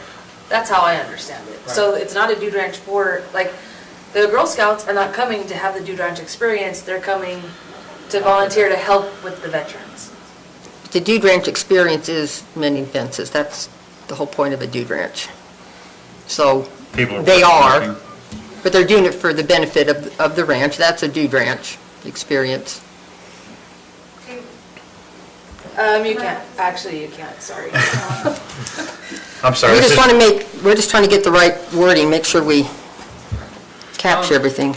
That's one of the applicants. Oh, sorry. Sorry, I have a. Could you just come up, if you would, we want to make sure everything gets on the record. She actually runs the veteran program. Oh, yeah. thank you. Yeah, I just wanted to show you, to explain how I do the application process. So when we first started and we started inviting veterans, I reached out to organizations like Green Beret Foundation, different ones to find the families. That's how they get invited. So no one can call me and apply. There's an application. I find them and I go through those organizations. And then we had we have a family member that's a police officer, so we decided to expand it to include local police officers, and that's something we would also like to include in the definition of the Dude Ranch. We also had an employee that had lost a father, and we decided to run a week last year where it was just for families who had lost a family member. And so we do want to be able to have that discretion to be able to include different families that are in need that can benefit from the Dude Ranch experience. They're paying no money, and it's all sponsored by us and our donation. Yeah, now we're kind of saying military and first responder veterans and their families, is that kind of what we're saying? Plus others, so, Well, we don't want to get it to the point where you're checking DD 214s before you let someone come by. You know what I so we just want to make it a Dude Ranch. That would be the most, Just the Just easiest period, way a Dude so that Ranch. We don't have to do this every time we want. That's what I mean, where the veterans thing is your mission statement, but is it really related to the CUP, or is it just, that's your purpose, mission statement? Well, the vision? original CUP only said veterans, and that was the problem, is we started inviting Gold Star families, and they're not veterans, and so we were going outside of our scope. And so then we started inviting police officers, and that, again, was outside of our scope, so that's why we need to amend it. Just, leave it out and broaden, Just- I guess. Yeah, to broaden it. just the CUP for a Dude Ranch, period. Okay. Okay. And then, entertainment? Now the Okay, concert. I have a question then. Yeah. So, I guess I was kind of under the impression that one of the reasons that this got passed in the first place is because it was for veterans. If it was not, and it was just for whoever wanted to come, whoever got invited, whether they're a veteran family or not, I think our discussion might have been different before, so Not changing. based on what Garrett said. Our discussion was it's a conditionally permitted use as long as we can mitigate the conditions, as long as we can mitigate the reasonably anticipated detrimental effects, regardless of their mission statement. They were applying for a Dude Ranch. They could apply for a Dude Ranch, we'd For still have to whatever. approve it, whether it was for Yeah. veterans or not. As long as we In apply the R1 and standards. A20? Mm-hmm. Yeah, I'll bring up the, Yep. we'll bring up the code. Is that right, Josh? And the concerts are for the general public to come while the veterans are there that week. That's why it's tough. It's tough when the public comes out. It's tough when we have these discussions. There's an emotional element to it, and but the reality. And thanks again to Garrett for explaining it like that. It's an application for conditionally permitted use.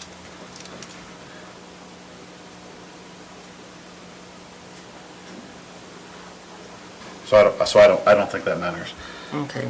I was just seeing what Dude Ranch, We just want to make sure that what you're asking for is clear to us, what we're making a decision on.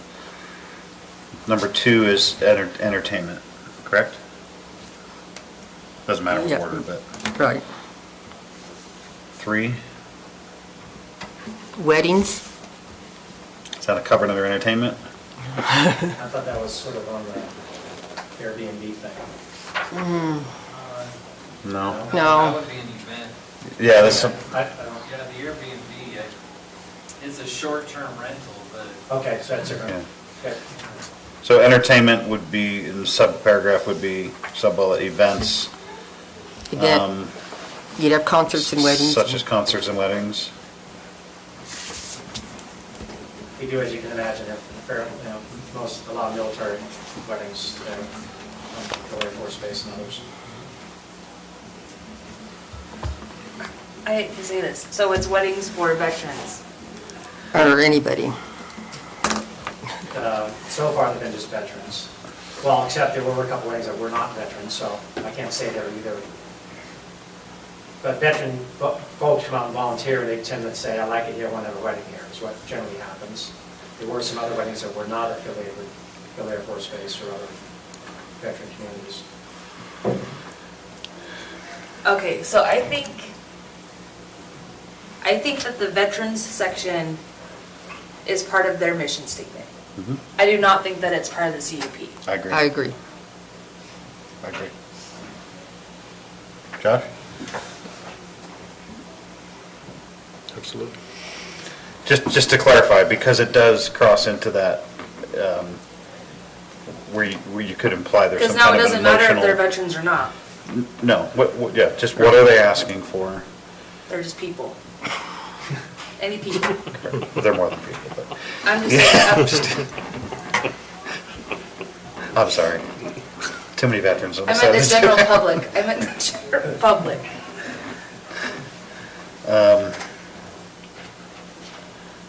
Okay, so Dude Ranch entertainment, including events such as concerts and weddings, is what you're asking for in the scope of the CUP? Dude Ranch events. Any other events? I think your letter just was concerts and weddings. Not that I know of. Okay, so we did talk a little bit about. Then the agribusiness. Is that covered under the? We do hunt there, is there an issue, is that hunting part of a? I think just a permitted use. Honey, no. That's a use, yeah, associated with the state, right? Yeah, Yeah, it's state regulated. You Yeah. just need to be 600 feet away from a residential route. Do any of these things require a business license? Like, are you an outfitter?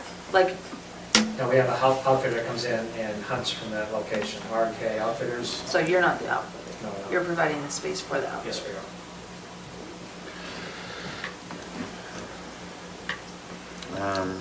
Agribusiness might be. Agribusiness. Agribusiness. I think it's covered under Dude Ranch. It does say agricultural production, doesn't talk about But sale. there is like sale. agribusiness. But Agris is a separate, Yeah, agribusiness is a separate use. It's allowed. The selling of meat and. Yeah. It also requires a C2, which is why I thought we could combine it. Okay. Are So- you selling things that you're producing on your ranch, I assume? We sell our beef and pork. Do you sell things that you buy and bring in and sell, resell? We're not buying anything and selling it, the only thing we sell are things that we produce. Is that eggs. commitment? We haven't sold eggs, but we'd like to. Was that commitment? Yeah, you're good with that? Just selling what we produce? Mhm. Yeah. No, wait a minute. Actually, t-shirts? we did buy some t-shirts. We're reselling t-shirts.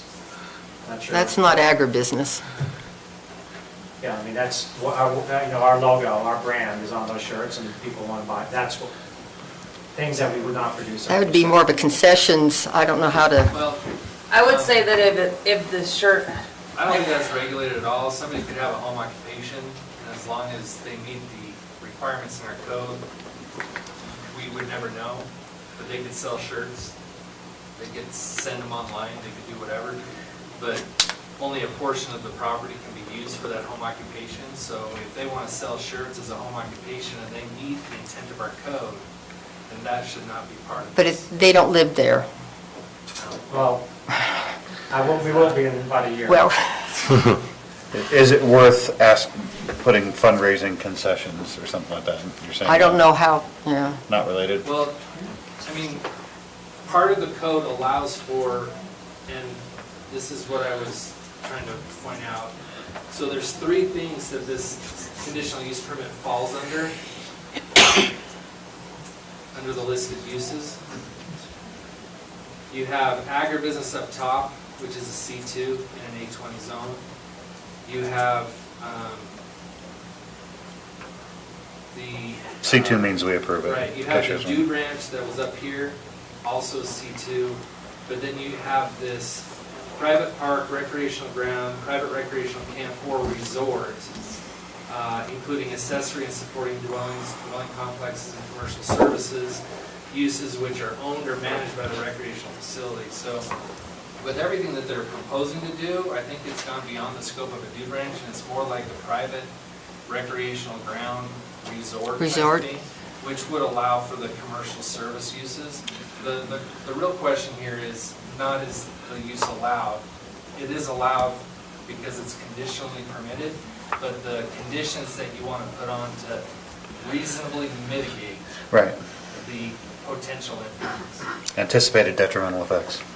So the official CUP would be for a private recreational resort. It's a C2, it's allowed in that zone, so they would be amending their CUP, so instead of being a Dude Ranch, it would be a private recreational resort.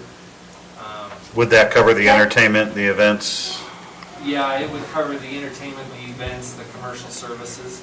But again, you would need to add conditions to mitigate the impact. Sure, the reason, just to clarify, the reason why we're asking for these specific uses is so that we can address any reasonably anticipated detrimental effects for each use. I have a question slash comment. If we're completely changing the purpose of the CUP to a private recreational resort, I think that needs to be a new application, because an amendment to a motion or to a CUP should not change the intent of the original motion. Well, they submitted a new application, they paid a new fee, so technically this is a new application, but we are amending it to what they need with new conditions. That's the purpose of a conditional use permit. So why isn't it labeled a private recreational resort instead of a dude ranch? Well, it was the Dude Ranch originally, but I mean, I can amend that.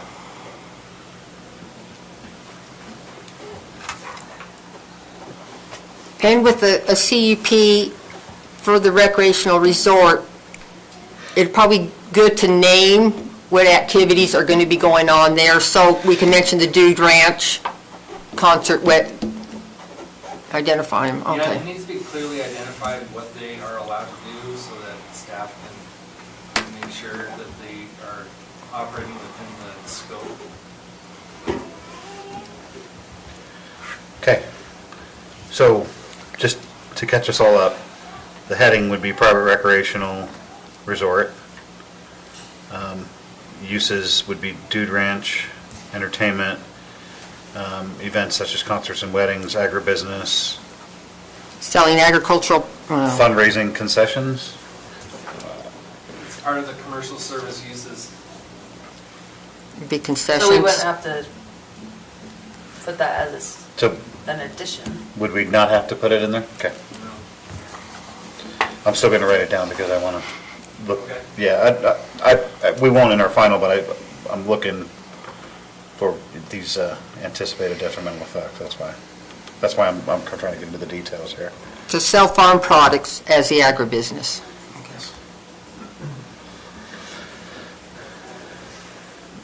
To the public. Yes. Okay, do we miss anything that you see in? I like the approach. I think that definition sort of fills in all the holes that we're trying to describe here. Okay, so if you guys are ready, how about we start talking about what are the reasonably anticipated detrimental effects of these uses? Of each thing, okay. Yeah. I'm good? Okay, so we'll start with, since he's got the definition up there, private park or recreational grounds or private recreational camps or resorts, including accessory or supporting dwellings or dwelling complexes and commercial service uses which are owned or managed by the recreational facility, for which it is an accessory. So that's kind of the overall heading. So, Dude Ranch, is there any, yeah, well, you want to list any detrimental effects for the Dude Ranch in itself, which I can't see, I think, just for the Dude Ranch? I'll give you guys an opportunity. I don't mean to not go around the room here, but I think I've got some to start with, right? I think operating hours are a concern because of noise, too late. Noise itself, traffic. What's the increased traffic with these with this different scope? Parking, and then, as you mentioned, security. And then I would say one additional one that I heard a couple of times was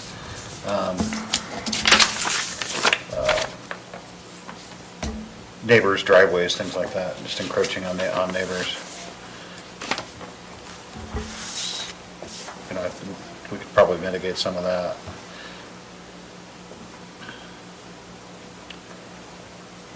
Trespassing, I guess, but.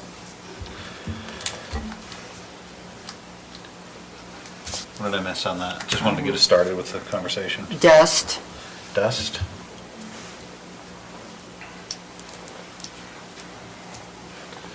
Alcohol. We're not alcohol license when we serve it. Say that again? We don't serve alcohol, we will never be licensed to serve it. Not at the weddings or, Nope, we'll not touch you don't it. allow, okay. No. Well, we'll probably make that as a condition anyways. Yeah, Toby, yeah. We'll add it so that it's I would think so. clearly If identified. you had a wedding there and someone would bring in someone that does serve it, we don't. But they would have to apply a state license, right? For a state license to serve?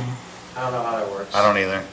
Just- Each state is different, so I think, does anybody know? I think, Well, if we say that there's I no don't think you can do alcohol, without. Then there's no alcohol, no what matter if the what. wedding planners bringing it in? I would think There it- shouldn't be any. The wedding,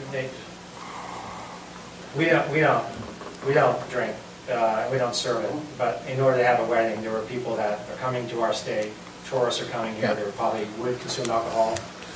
To me, I want to make sure that this ranch is a place where people can visit and, have the normal customary practices that we practice somewhere else. I'm not sure I'd want to restrict that. if you're gonna have a wedding, people are gonna sneak booze in. That's But sneaking booze in is different than having a bar.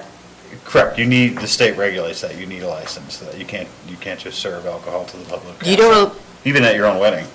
We'll never have a license, I can absolutely guarantee that. We will not serve. but you allow drinking on your premises, like in the arena or something, if someone were to bring beer. You allow drinking. I would allow someone to bring a beer in or whatever. For Or their own a private wedding consumption. planner to bring a licensed bar Yes. in. I don't. So the alcohol is either for the property or it's not. Whether you're serving it or allowing it to be served, or whoever's throwing this wedding is bringing it in, it's still there.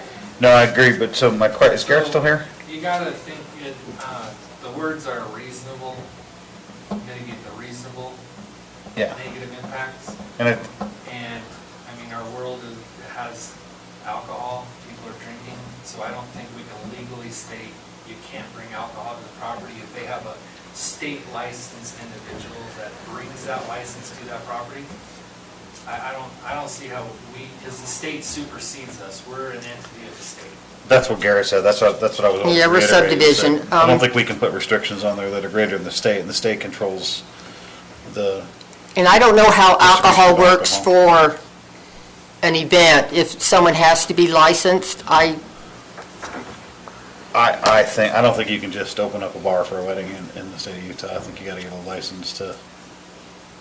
something we need to Do people look do that? into. Of course they do. but- So some of the negative impacts would be location where the events are held in relation to surrounding residential houses, dust control, maybe potentially paving that and making sure it's wide enough for a fire truck, which is a minimum of 26 feet pavement. Making sure maybe to mitigate some of the noise that the fence could be a little bit higher. Those are the types of options that you have as a planning commission to add on as conditions to mitigate the negative impacts. The negative impacts that I see, and you can correct me if I'm wrong, are the dust, the noise, and the location that the events are being held, and where they're channeling the parking, and how they're handling the parking. So, maybe you as a planning commission could designate a location on their property where they have to set up a parking lot. Not paved parking lot, but where the cars are going to be orderly parked. Things like that. And it would be difficult for us to, frankly, to pave that with the amount of tractors and ag equipment going up and down that paved road. We already spent that, I can guarantee you it's more than 26 feet wide. In terms of the road base driveway we put in, we doubled the width of it. We sprinkle it to keep the dust down. We have irrigated trees and lawn to the north of it. But I'm not sure we would put blacktop down because it's just not going to hold up to our tractors and stuff. I know for events, putting down one coat of water isn't going to be sufficient for the entire event. So you might, if the aggregate or the DG base is Or mag water. is fine, then maybe they need to water it multiple times during the event to make sure dust is not an issue. Okay.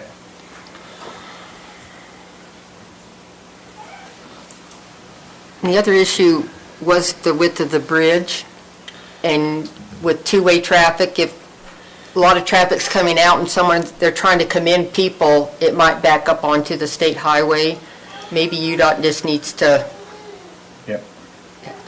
have some input. Yeah, the bridge thing, I appreciate what you told us about improving the bridge. The issue I have is that I'm not an expert on this. I don't know that I can't reasonably make a decision on whether or not a bridge would be safe for the increased scope. So we have to figure out what that looks like. The bridge is 25 feet wide. It was approved, I built it with the Army Corps of Engineers. It was double the width of the existing bridge that was on there. Yeah. It would be difficult to have two vehicles coming in and out at the same time. I think the mitigating issue there would be we hire a police officer traffic control. Well, it is a state highway, we probably still should, because it was probably originally just an agricultural access. The bridge or is single family. The bridge is on the state highway or the bridge? No, the bridge is on his. Yeah, But the bridge it's- is on your property. I'm talking about just the traffic or Yeah. the congestion there. And maybe to have our county engineer review the bridge or somehow Yeah, that's sign off on that's it. all I'm saying. And none of us are experts on whether or not that bridge is safe for the amount of people that you want to bring in over. And that's the reasonably anticipated detrimental effect is the safety of the people that are there. So one of the things I would want to look at is just to make sure that somehow we get our county engineer to say, yeah, this seems safe. Is adequate. I can't make that decision, no. Yeah, I can tell you, it's all been engineered. The Army Corps of Engineers out there inspected and passed it off. And that Sure. was, I don't doubt that. I just don't know. That was fire for code and all crossing that. the creek, yeah. Well, yeah, the issue's not so much, he's got it designed to carry the weight and that, you're dealing more with the width, is what you guys are after. And the fire trucks have to be able to cross I it. just want someone other than us to give us a But that's recommendation what on I'm whether or not saying, that's what okay. he's done is different than what you're asking. Right, yeah. Well, I guess what I'm asking is, I don't know. I don't know if it's Right. adequate or not. I just. But want it's county adequate to engineers and- carry, it's just not adequate to hold maybe two cars. And I don't even know if that's a requirement. That's just what you gotta be clarifying, because he's already got it structurally sound. Yeah, maybe. I guess the fire. mitigation that I would be asking for is that our county engineer looks at the design and says, yeah, this meets. This is adequate. Safety, this is adequate for safety, for the amount of traffic, et cetera. And to support a then fire truck. To Debbie's point, the other thing is with the increased scope, I'd like to see UDOT weigh in on what is that? What does Highway 66 traffic look like with, right there? I don't know, I don't know. You don't really need their approval necessarily at this point, but, No, because they already have the approved access. yeah, you already had the approved access, but, To review it. What do you mean by they already have the approved access? The For that subdivision was driveway? platted with a private street. which is Yeah. actually- It was for 2-lot subdivision. I know, but a subdivision traffic is way different than concert Correct. and wedding traffic. Correct. That's why UDOT needs to, that's why we're asking for, my suggestion is, let's get UDOT to weigh in to make sure that there are no with other this safety increased concerns. traffic.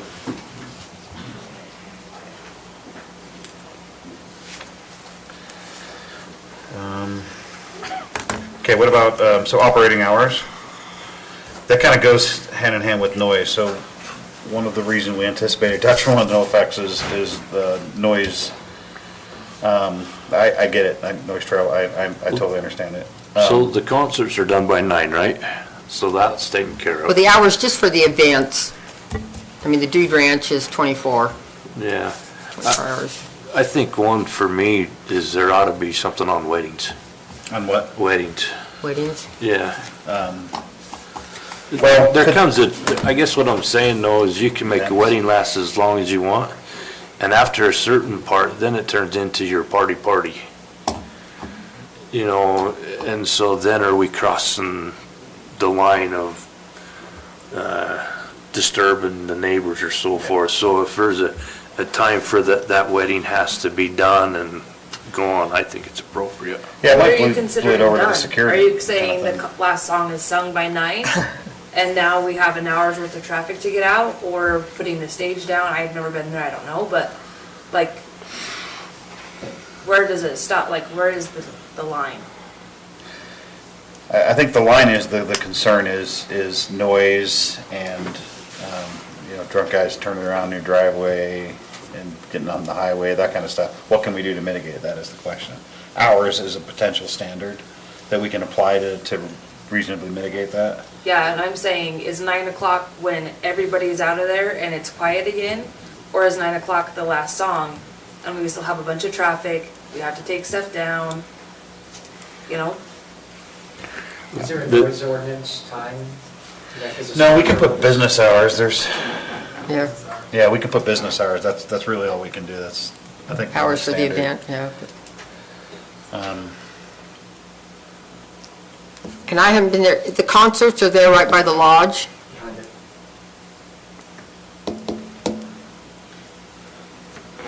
Can you pull up the Google map or Google Earth? Google Earth. So we can see the proximity of neighbors versus where events are being held? So while we're pulling that up, let's go through our list so we can kind of see if these are adequate to mitigate the concerns. Parking is the one thing we haven't talked about. Location. Would it be yeah. reasonable to say, identify parking that must be in compliance with our code for, do we have a specific code for parking? Well, we do have a parking code, but there's nothing listed in there for New Ranch or resort or weddings or events. It does say that if something is not listed, it requires a conditional use permit. We move all parking, once they come over the bridge on a driveway, all parking goes to the north, next to the arena. Parking is a fair amount away. In fact, we actually shuttle them in a little tractor and a wagon from where they park on the north side of the property to the concert. Where's that on there? Can you? Oh, it's not there. The lodge is, Yeah, this is dated, but. yeah, the lodge isn't there. If you go north. Keep going north. No, it's right there in the bottom. Yeah, they're parking all the way up here. This is where the arena is, this is where the concerts are. So they come in this road, they drive down here, they park all in here, we shuttle them into the concert. Cars are well off the road. Cars are never parked on this driveway coming in, stopping fire department, everyone else from coming in. Can you, where are the neighbors in relationship to that? Right here at the Clemenses. That's not right. Oh, we'll get to it, we'll get to it, guys. Sorry, The lodge isn't there is the problem. yeah. The majority of all of it isn't there. Yeah, it's missing.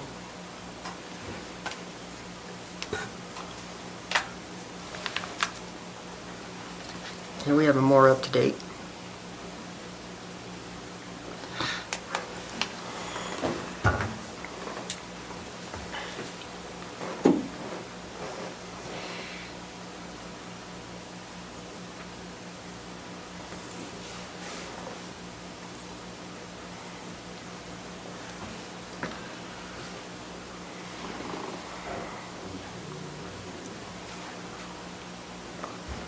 So obviously the lodge is here.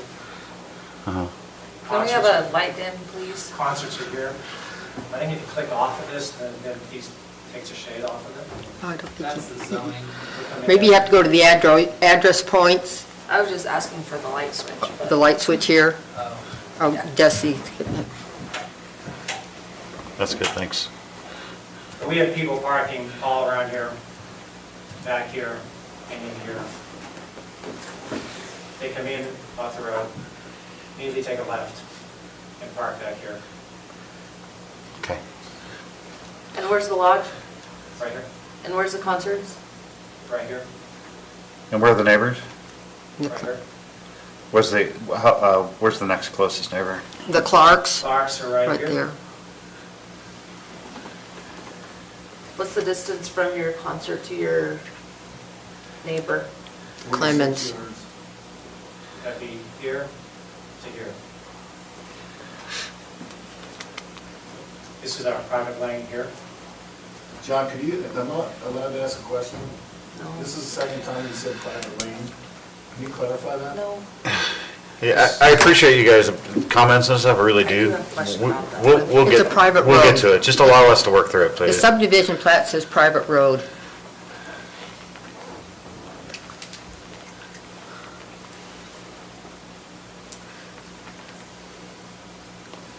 It's got 700 feet. No, that's not where the concerts are.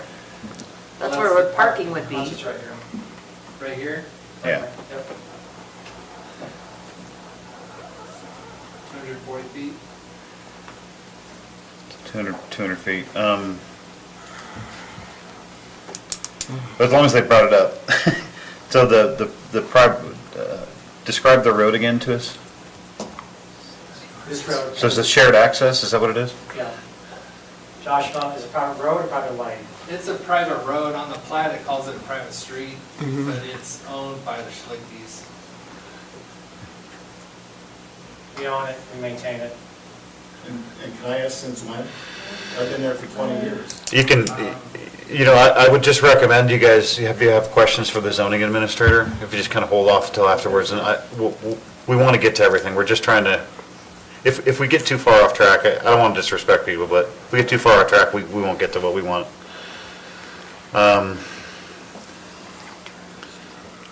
Okay, so if I did my math right, the Okay, concerts are,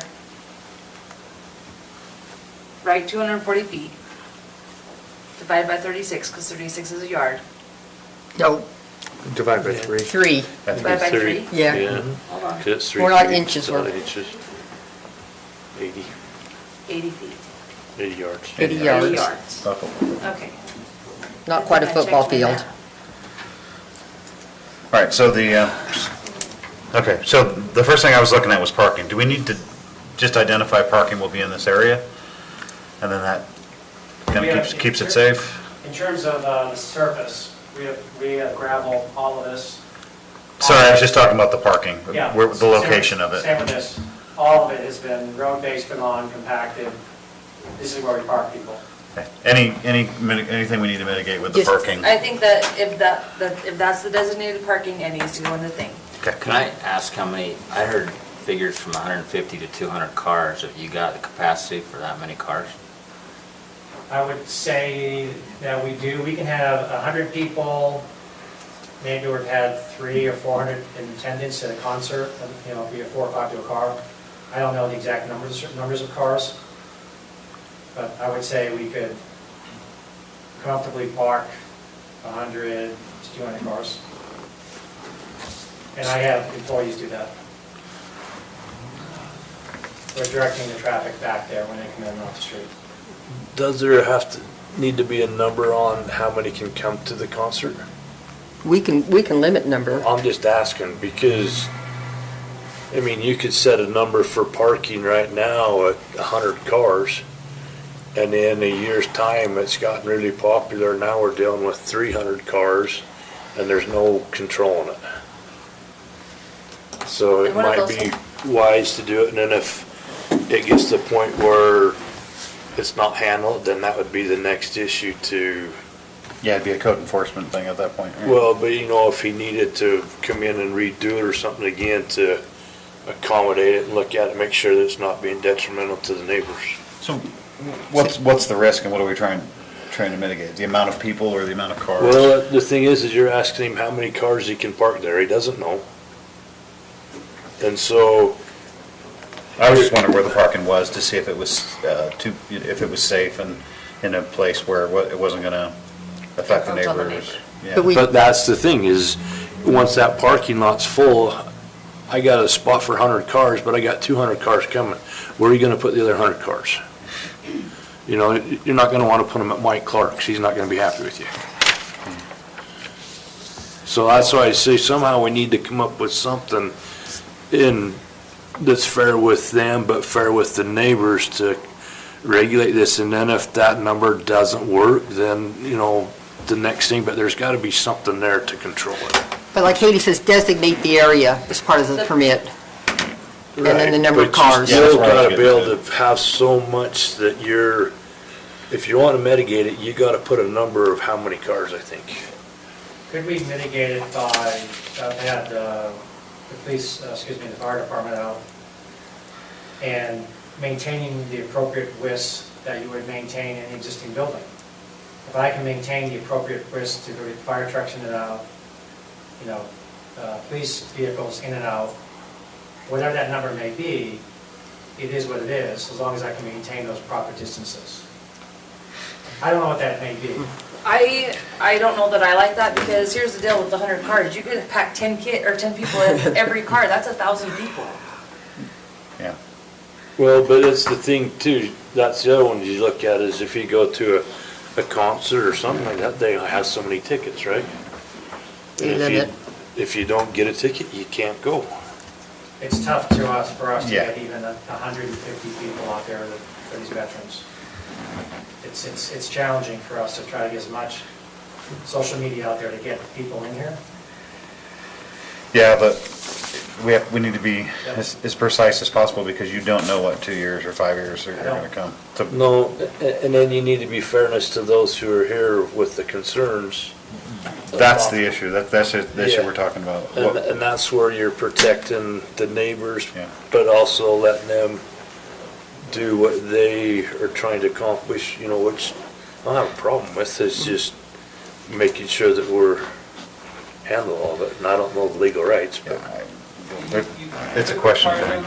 You could require them to go through site plan review, which would mean they'd have to generate a site plan of the site, account for where the parking's going to go, distances, and other types of items. That would cover fire, that would cover the bridge, that would cover...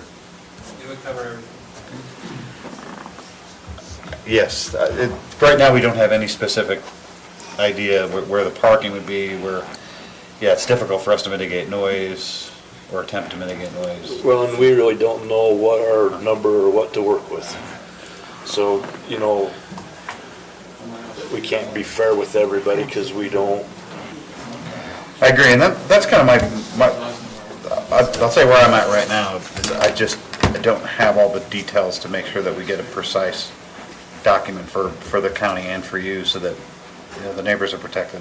I think we need some details. What's the detrimental impact of 100 cars versus 150 cars?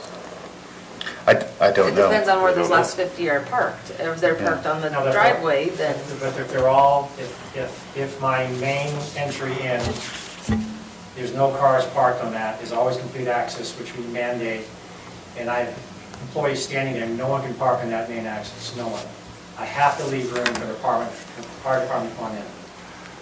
So that would be a detrimental impact, that's clear.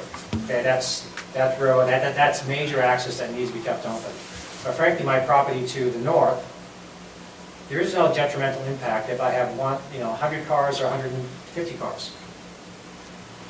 And we're not arguing that. We just don't know, does that hold 100 cars? Does it hold 150? Will it hold 200? That's what they're doing. That's what they're doing with having a site thing, is just coming up with the number and say, this, where he's designating this, will allow for 200 cars. So then your conditional use permit would be for 200 cars. Yeah, and to be clear, no motion. Square peg, round hole. We're trying to go through checklist items. Sure. Just trying to stay on track with that. What we're looking at is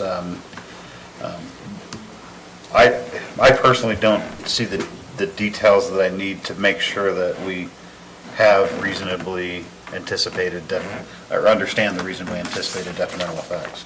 I do like the idea of a site plan. Then we've got a picture, and we can say, yes, this CUP is this picture, parking's here, bridge is this big, county engineer. We can ask, county engineer, fire, that kind of stuff, and then, hey, we're good. They're the experts. I'm not. I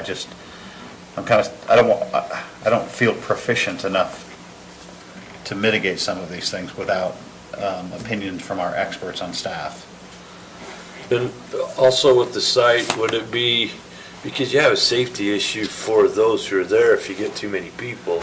So part of that site plan would be where they're holding a concert, how many people can fit in this area without having to, is that part of it? Yeah, there could be a brush fire and you got to get people out and, whatever, I don't know. I'm thinking of that. I'm just thinking of public safety. What what do we need to do to mitigate the safety of the public that are in there? So does the site plan include capacity? I would say we would identify capacity based on professional opinion. But Something that's, that we don't what have. we're asking is that making sure that that site plan covers that. I think so, yeah. And the bridge, We need, and the entrance. we need the UDOT That'd be part of review, Yeah, that would be the UDOT the review. bridge. I'm thinking of what the applicant needs to provide, the site plan, the bridge specifications. Yeah, because if we have the site plan, then we can easily say, okay, this is our standard to apply for noise, this is our standard to apply for traffic, this is, like operating hours could be a standard that we could apply to mitigate noise. Parking might be, a reasonably anticipated detrimental effect might be safety, egress for people essentially. So I need to see that the fire department says, yeah, the width of the bridge is fine to get 80,000 pound truck or whatever the case may be. Those are the kind of things we want to make sure that we have a standard to mitigate these things. So to catch us up, this is what we've done so far. We've clarified the scope that you're asking for in the CUP as a private recreational resort with a dude ranch, entertainment, events such as concerts and weddings, and agribusiness. Okay. Anything I missed on that? We've identified some potential anticipated detrimental effects in order to in order to apply a standard or get an idea of the standards we need to apply. We would need a site plan review to kind of see where parking is, hours of operation, capacity, bridge, strength, engineering, kind of the engineering on the bridge, and then any input from UDOT on UDOT concerns with increased traffic. with increased traffic for that, because of the scope increase in the CUP. I think. So, as far as the scope increase, are we able to limit the number? Like, 2 concerts, 4 concerts, whatever, a concert every weekend, a wedding 2 nights a week, like, I don't know, I would ask, I think fire to weigh in on that for us, to give us an opinion. well, If we could not ask for the fire, county- but matter for for being a fire. nuisance, like, For what, sir? for the neighbors. Yeah. I think we could, but I think we need to see the site plan before we can say, yeah, I think this, before we can make that decision. I don't know if we have enough details to get there tonight. I just think though that's something that needs to be addressed is that Frequency of events. maybe even something for them to be thinking about with it. Is this gonna be a Weekly concerts or? weekly concerts? Are you gonna have 5 weddings a week coming in here? Yeah, clearly define it. So a site plan that's clearly defined with the outline of where parking, egress, bridge, Where the concert, weddings. location of concerts, the number that you want for the year, so it doesn't scope creep too much, right? So, Well, I can tell you there's no concerts going on right now. There's none going on through the winter. No. I mean- which is another reason why Yes. we need, Yes, Sure, no, this- you have a huge arena. Yeah, but no one's gonna have a concert outside. No, indoor. Oh. Don't you have an indoor arena? Mhm. Yeah.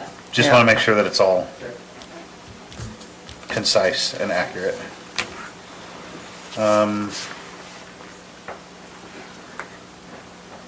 Anything else?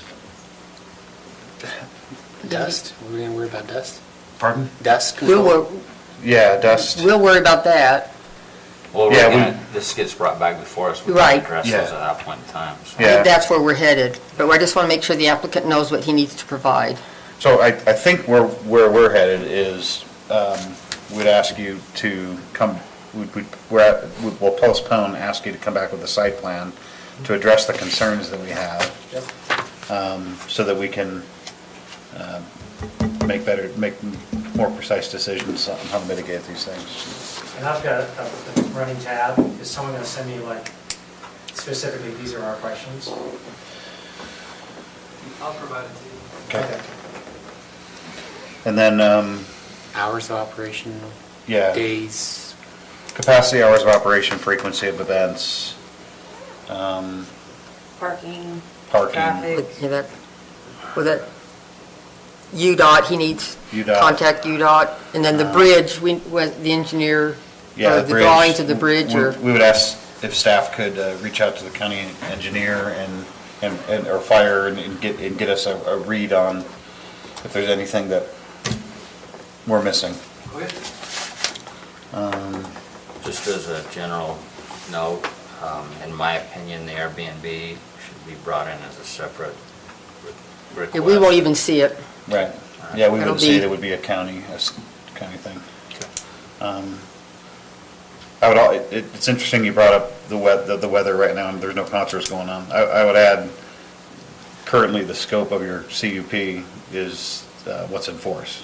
So, you have a CUP for what it's approved for now, so the scope creep is still not okay with the existing CUP, so we got to get this approved if you want to continue to expand your business operations. Yeah, but also to that point, and totally agree, we were operating underneath the email from Lance that you all have a copy of saying concerts are approved.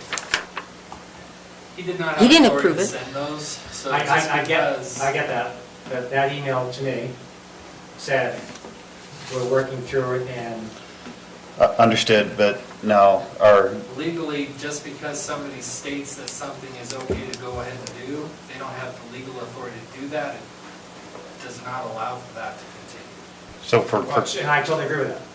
But we were operating underneath the understanding that we had the permission to do it. That's all I'm saying. I understand what you're saying. I'm not trying to give you a legal read. I'm saying that staff is here Totally tonight. agree with what Josh said. And we're telling you the CUP has the scope right now until we work through this one. Okay. Got it.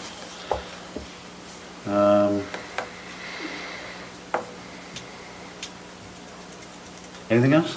We missed anything? Okay, so I think where we're headed is, how much time do you think it would take for you to do this? For you to get the site plan and the other stuff and come back to us? 2 weeks? Couple weeks. So do you want 2 meetings from now to be safe? I mean, that takes us into the beginning of December December. 22nd. What's that? December 22nd. Do we have December a meeting? Do we have a meeting then? I don't know, do you? I can't. We may, that might be our Christmas Oh, party. that one, I know you have a December 8th meeting, which is the next meeting. Seems Oh, like yeah, we- because of Thanksgiving. So that's still a month away. that's still a month away, so that's good. December what? 8th, Well, and if it doesn't work out, we'll just, postpone it again. Right. yeah, So we just have to have a definitive time that we postpone it to. at least have something to work towards. Staff will get you the details of the things just for clarification. The other thing we need to talk about is, it's C2, but the scope of it allows us to say, like, I think the county commission needs to make a read on this. Where are you guys at with that? Well, I think we wait till we get the site plan, and that'll be a topic for the next one. Or do we want to I just push it forward? I just to- don't want the applicant to be hanging out in limbo saying, okay, he's expecting to come back for a decision, and then Then we we- decide then that, okay, then you gotta go to the county commission. I think So- I'd like to forward it to them. Okay, right, Rise. here's my question, Mhm. is if it's an administrative item and it's a checklist, are they looking at a different checklist than us? No, just more eyes. No. If, they might think of something we didn't think of. I don't know. Or do you think we're What's thorough gonna enough? happen is they're gonna hear the same public comment that we did, they're gonna look at the same checklist that we did.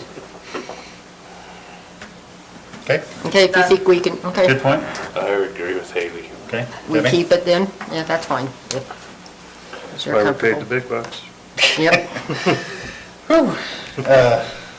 I don't have a strong opinion on it. I'm like Debbie, I'd rather we can't, because they're gonna be the ones who, I guess they're not if we don't. I have no problem sending it to the commission. Okay, But if we want to keep it, we can. so you guys are either way, right? One way or the other, Dustin? Yeah, I guess I'm kind of either way, but I'd kind of lean more towards going to the council, letting them look at it again. Are we gonna see it before the council sees it? Yeah. Yes, we'd have to. Yeah, because we'll have to make the recommendation. We'll have to see it to make the recommendation. one more time. C3? Yes or no? C2. C2? C2? Either way? I see two, I can leave it. Yeah, I think we're okay. C2? C2. I'm okay with C2. I'm good with that. Hi. Just letting you know where everybody's at. We don't need to make a motion on it, but I at least want to kind of get a consensus before I don't want to leave the applicant in limbo here. Okay, we'll do C2. Okay. I mean, the reality of it is if it comes back and we can still send it to. If we need to, but If we need yeah. to. But I think, that's part of our responsibility. Yeah, to it's take in our care code of that it, we so- can't do that. I agree. I love these long meetings because our opinions go all over the place as we gather new evidence and information. Okay. Anything else we missed, Josh? Okay, is anybody ready to make a motion on this then? Mr. Chairman, I move to postpone item number 7 to December 8th while the applicant gets a site plan that includes traffic, capacity, frequency of events, operating hours, did I say parking? No, I don't And think so. Bridge. is security going to be part of that? Yeah. And noise, And bridge? and the bridge. Yeah. Did she say UDOT? She said traffic, Okay, so. traffic then. Yeah. Can I ask one more question really quick? I'm sure, with the restroom facilities, do you haul in porta potties, or how do you deal with that? So many people? Last year, speaking of Lance, we had a trailer that has, Okay. Thank you. air-conditioned porta potties on it, really nice ones that we pull up to the concerts. In addition to the 8 bathrooms that we have at the lodge. Cadillacs. Yeah, there's some great deployed tents with some Yes, troughs on there yeah. you can, Yeah. left over from the Gulf War. I think that covers it, so, any clarification on that motion? Think we got it all? Did you get it all typed? Okay. It's all on the audio. Okay, okay, so we have a motion to postpone to December 8th. Do we have a second on that motion? Second. Go ahead. Second over here. All those in favor of the motion? Aye. Any opposed? Motion passes. Thank you. Okay, on to item number 8.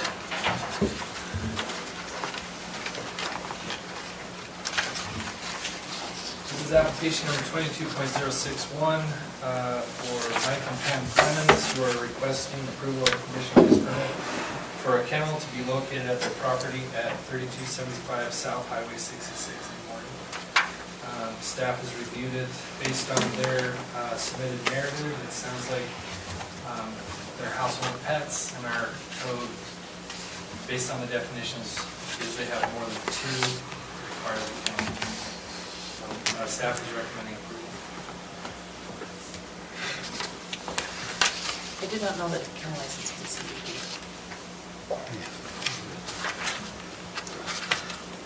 I've reviewed it. I had some questions that I think I got answered already. So I don't have any further questions. For staff?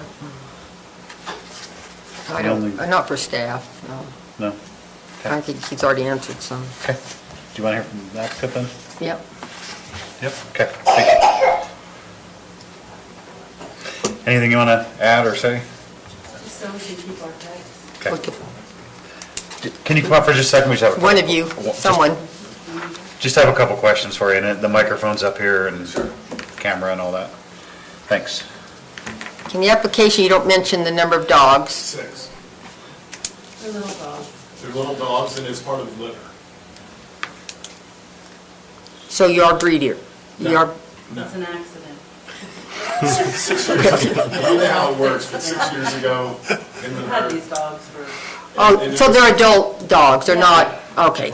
They weigh about 25 pounds each. So they're all, no business, they're just your private? Strictly private, Okay. strictly ours. So you don't, One is my daughter's that we inherited, and one is my son's, and See- that's the 6th dog. you don't have a problem with the kennel is for household pets only then? no, No. that That's condition? one. Okay. Private. Do we, there's, is there anything in our code about maximum number or anything like that? Nope. So we shouldn't even mention it? Okay. So the only thing that we would add is that it's for Household pets only. Okay. All right, that's all. Any other questions? Okay, motion? And you say you put some fences in? Yeah, we spent $6,000 to put in an invisible fence around our property. And they were trained professionally by the people. Right, and they have collars, shock collars, so they can't go across. They stay there. And they're only out 5 or 6 times a day. The rest of the time they're in the house. It's not relevant, but What kind are they? Yes. If you don't want to know. Okay. Really? It's Okay. an English bulldog and a... Oh, no. It's one of the 2 air mix. Oh, you're gonna, It was an accident. I'm an English Bulldog guy, so. Now I've got a Cavalier King Charles Spaniel, 'cause my wife's English, long story. Okay. Any other questions? This would allow them to take care of like a neighbor's pet if they wanted to drop them off and go on vacation. Just making sure, so I mean, Because it's not their pet. as long as it says household pet and not personal pets, because, I don't want to find out that they're in violation because they picked They have us up. sleepover? Well, yeah, they have They're pet sleepover, sitting? exactly. Pet, Yeah, I think household pets covers it, I don't think that's. okay, just making sure. Yeah. We don't have too many of this. 6 years ago. 6 is enough. Nobody was watching. It's a lot of health Especially challenges. A lot of bulldogs. health challenges. oh, Anyway. You use the vet here in Morgan, I think these guys are great. What's that? The vet here in Morgan to help me with my bulldog for years. Totally off subject, sorry. A lot of health challenges. If I could ask one question. When John was up talking and I had a couple of questions, do I just refer those questions to Yes. Josh? Yep. Yes. Okay, thank you for clarification. Yep. Okay, thank you. Yep. Thanks for that. Okay, ready for a motion on this one? Mr. Chairman, I move to approve the Clemens Kennel conditional use permit application 22.061 located at serial number 01 CRKS-0001 and parcel number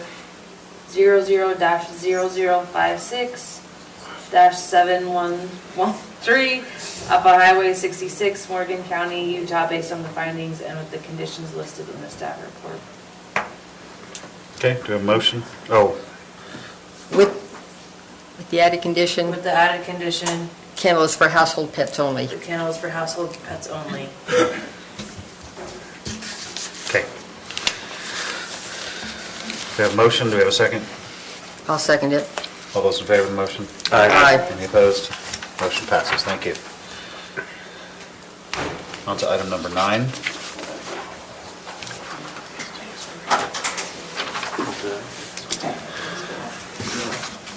Which one is it?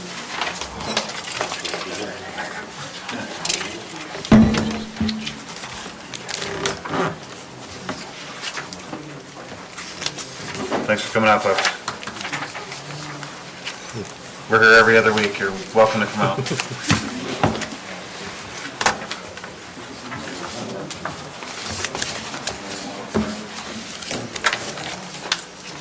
Conversation outside, we're still holding. Thank you. Have a good night.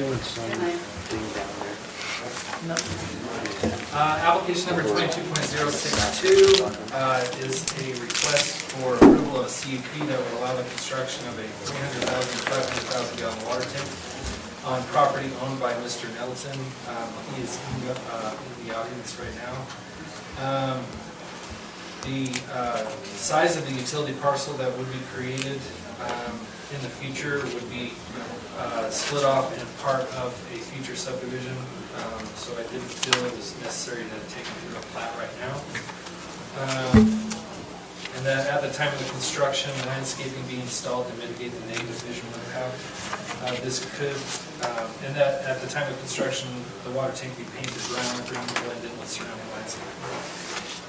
Those are the only conditions, other than that the construction of that conform to all county, state, and federal requirements.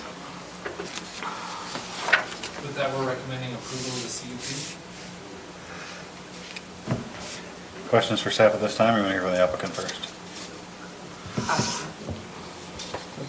Fine. That's this way? Yep. Okay, thanks. Evening. Anything to add? Yeah, Ray Nettleton. Yeah, I don't have anything to add. Ray Nettleton, I'm the applicant, 704 East, South Kaysville.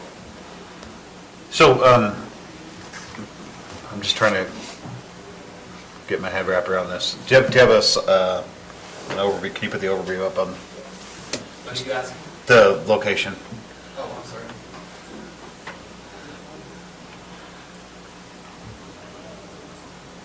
So clarification, this is going to be used for a phase? Culinary water, it's basically, the tank will be sized to serve the upper cottonwoods, what's already approved in the development agreement, primarily phases 8 and 9. So it's an expansion of Cottonwoods Water?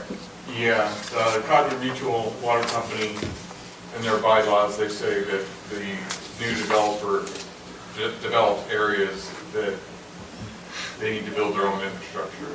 So we have a partnership with the landowners there, and we're going to build a joint tank and eventually turn it over to Cottonwood Mutual to manage. Okay, for future phases. Do you have a letter from Cottonwood Mutual Water approving this site? And the tank? They have what's called their infrastructure facility plan. They already identified this location as where they would want to put the tank. But you don't have a letter from the board? No, it's in their meeting minutes, we talked about it and stuff. We talked about it. Documented it. Because you don't have water or anything, so you need to hook to their system. So I think it'd probably be prudent to have a letter from the water board. So, sorry Josh, I couldn't see you. Well, just real quick, I'm just trying to keep this in scope. So to have Josh clarify this for me. So he needs to put his own infrastructure in by their bylaws. Our code says, hey, if you want to put a water tank in, it's a conditional use. C2 has got to come to the planning commission. Correct. C3. C3. C3. It This is. will go to county commission. Right. So, so he's coming to us for the conditional use permit to be able to even do this. Right, so the conditional use permit is to grant approval of the use itself. It does not handle the construction drawings, the improvement drawings. It doesn't handle any of that. It just gives him approval to move ahead. So, but in the code, you cited that is the conditional use code. Sorry. Because you also he's looking it up, you access across Phase 8. Do you have a recorded easement? They're our partners, they're part of our corporate company. So yes, it is. We have an agreement to create an easement. Those easements can be created with the meets and bounds. Okay, but it may happen and it may not. Well, it would have to happen, and it would be part of the improvement and construction drawings. I guess where I'm confused is I've only done one of these in 8 years, so I'm still new at water tanks. But the last one we did, it had everything. We did geotech, we did the design standard, we talked about where the fences would be located. Yep. And none of this is similar to the Dude Ranch CUP. It was. I was not aware of the previous. Yeah, but I don't know. That's why I'm asking. It was part of the Cottonwood Water Company. So a lot of these, like in the code, will need to comply.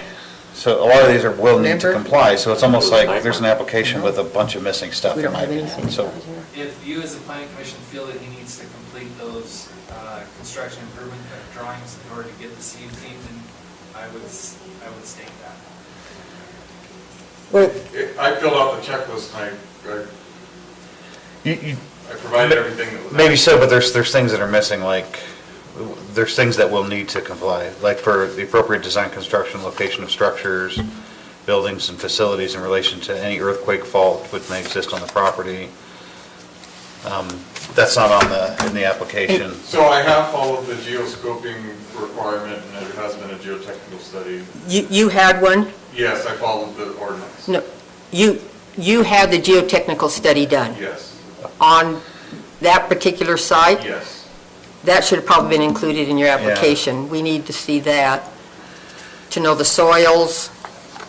I mean, It's like, yes, can you pull up in the application where the tank is going to be located? Oh, excuse me. Is that in the application? Yeah, that's right. Oh, sorry. oh. Gotcha. Again, this is administrative for us, so we're just looking at, hey, our code says for a conditional use permit specifically for C3 for this, a utility, these are the things we're looking for. And we're not seeing them, so we're just trying to figure out where they are, at what point do we need to see them. Like grading plans, I mean, that's,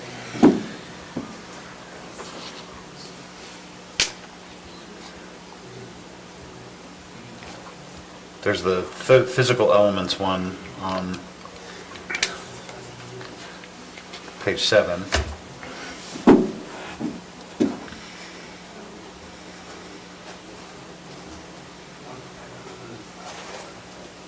because you have like an overflow area, but we don't even know the dimensions of the tank to know if that overflow area is going to be sufficient. I mean, there's just a lot of information lacking. Or where the fences would need to be, again, I'm going to go going back to this, the CUP application, so what we're trying to look at is reasonably anticipated detrimental effects, and without the location. And everything, I mean, there's things that says will need to be engineered, will need to do. And We're just asking questions, so Yep. we're looking for some advice. It Are we off it track may here? have been- No, it may have been my failing in not understanding everything that was required in the previous CUPs for this type of thing. So, for that I apologize. No, that's fine. I just No. want to make sure we're on track and we're not completely getting off course. So whatever fence is required by the building permit will be provided, whatever drainage will be provided. Yeah, no question about that. We just need we don't know what to recommend because we don't have kind of a more. We don't even know the size. More comprehensive site plan, physically, how big it's going to be, the terrain, the copy of the geotag. Those are the kind of things we're looking for to be able to make a decision on the CUP. the engineer signed off on the last one we did. I mean, he had a Yeah, lot we of had input. engineering review.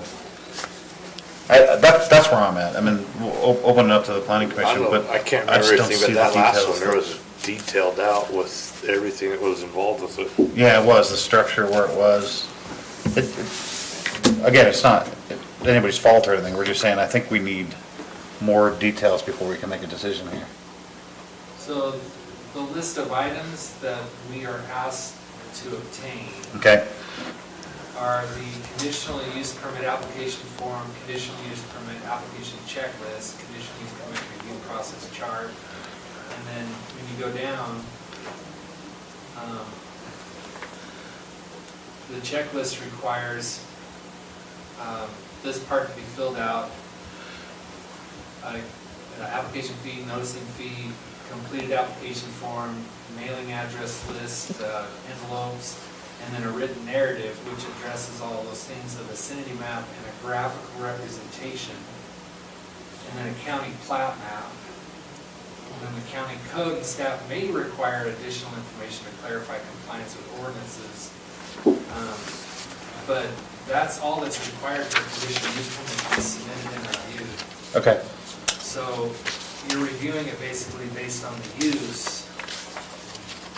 And the other items, they technically, I mean, they cost a lot of money. And so if it's not going to be approved, then But we want to even know that it's feasible that Cottonwood Mutual wants it, or will put it into its system. that's true. I mean, just the very basic, Right, a letter the from easement, that's in their documents, that that is their proposed, they were gonna probably eminent. We don't have that. Yeah, I just don't, we just It's don't part of have. that application, it's in there, Cottonwood Water has no authority to eminent domain, that's a government power. they've done it before. I can't speak to that, and I doubt they did, but, so a private company can't eminent domain private property, government can.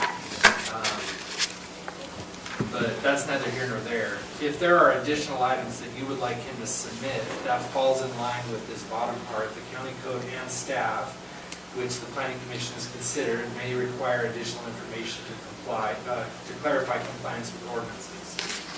So if one of your concerns to mitigate future impacts is you want to make sure that Cottonwood Water is actually interested in this and is willing to buy off on this, then that is something that you technically could ask him to obtain. On that site, if they're, Yeah, I mean, thankfully he did the geotech, so it's not going to be a cost So we burden need- for him. It'd be nice to have the county engineer review that, just so we could make an Whatever the county en- appropriate yeah. decision. I think that's what we're asking. So It's hard- back to your point, we're not saying that you did anything wrong, we're just saying, I think to that line, I would personally like to see more details before I don't know what to mitigate. I don't know what it what is. conditions do we need to put on when we don't Yeah. have the information? But that's just my thoughts, so. Yeah. I wasn't here for the last one, so I don't know all the things that you're referring to, but I think it was Highlands, wasn't it? No, it was Cottonwood. It was up above Cottonwood, Rollins. and Rollins Ranch. Oh, right, yep. And I tried to bring up the packet, and it's the one packet that's kind of missing. See, Out of that to whole me, year. part of it was the train of getting, if I remember, getting up to it, that was an issue. Uh-huh. Was something, and I can't remember all of it now, but it was, And the overflow and the Yeah. amount, So where, not trying to be difficult, we're just trying to say, hey, for us to look, or for us to make a recommendation on this conditional use application, we need a few more details, that's all we're asking for. So here's their own IFFP, it's exactly the same spot. It's in the packet, I'm sorry you can't bring it up. No, I've got that in the packet. that's still not a letter from them, they have a board, they have a new board, new members. If you'd had a letter, So what are our specific concerns so that we can? Sorry. I know, we need let the warning. applicant know? Just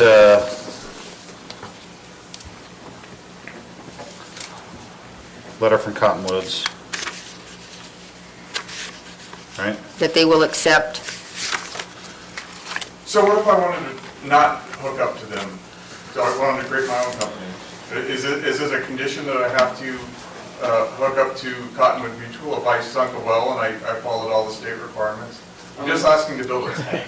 If you're going to build a tank as your own water provider, there are state requirements that you definitely would have to submit for our county engineer to review to make sure that you Yeah. follow all the legal requirements to be your own. But for a water conditional provider. use permit. Yeah, probably, because in order for them to make a decision, you would have to know that a water provider, a legal water provider is interested in taking that use. So in my opinion, asking for a letter from Cottonwood Water is not, it's not a reach. It's not something out of the purview of what they're allowed to do. It's, especially since we're actually asking for a couple of things. So the letter from Cottonwoods, what else? Access across Phase Easement. 8, we Easement. need, because I remember like the road, the that was- slope and everything, and the design of the road, and it was quite specific. yeah, I mean, it's a condition, so when it leaves here, it's done, other than going to the commission, right? So, would Right. that include the site plan? Would a site plan include those things? Yeah, a more detailed site plan than just a location of where the tank's going to be. Going back to our, The size of the go tank, I back mean, to it our was, code specifically. It says, Which section? of the old section, in our packet, reference 821. I just want to look through this. The grading plans. A3 setback. You need A1, the grading plan. I remember the engineer was looking at that. Yeah, so grading plans. It seemed to me that the engineer had some real concerns with that last one, so that was part of getting it resolved before we issued it. Yeah, I mean, if we were to, okay, so the whole point of us looking at a conditional use permit is to see if there's any detrimental, reasonably detrimental effects to the public that we need to mitigate for safety concerns, stuff like that. What we're saying is I don't think I can make that decision yet because I don't have the specifics of like where it's going to be. Those are the kind of things we're asking for in order to make those, in order to try and mitigate any concerns. Based on the conditions in conditional use permits, you can place conditions for building elevations, grading plans, which would prevent or minimize floodwater damage, or property may be subject to flooding, the relocation, covering, or fencing of irrigation ditches, drainage channels, or other potential attractive nuisances existing on or adjacent to the property, increased setbacks, appropriate design, construction, and location of structures, buildings, and facilities in relation to any earthquake fault which may exist on the property, limitations and/or restrictions on the use and/or location of uses due to special conditions, including but not limited to geologically hazardous areas, floodplains, fault zones, landslide areas, limitations and control of the number, location, color, size, height, lighting, and landscaping of outdoor advertising signs, etc. Plans for the location, arrangement, and dimension of truck loading and unloading facilities. Construction of curbs, gutters, drainage culverts, sidewalk, streets, fire hydrants, street lighting. These are all conditions that you can add to your approval or your recommendation one way or the other. So you can postpone it and require these things to be submitted, or you can add them as conditions of approval, and then he would have to comply with those conditions of approval in order for the conditional use permit to be. So if we made them as conditions, at what point does the county engineer review the drainage plan, the fences, et cetera?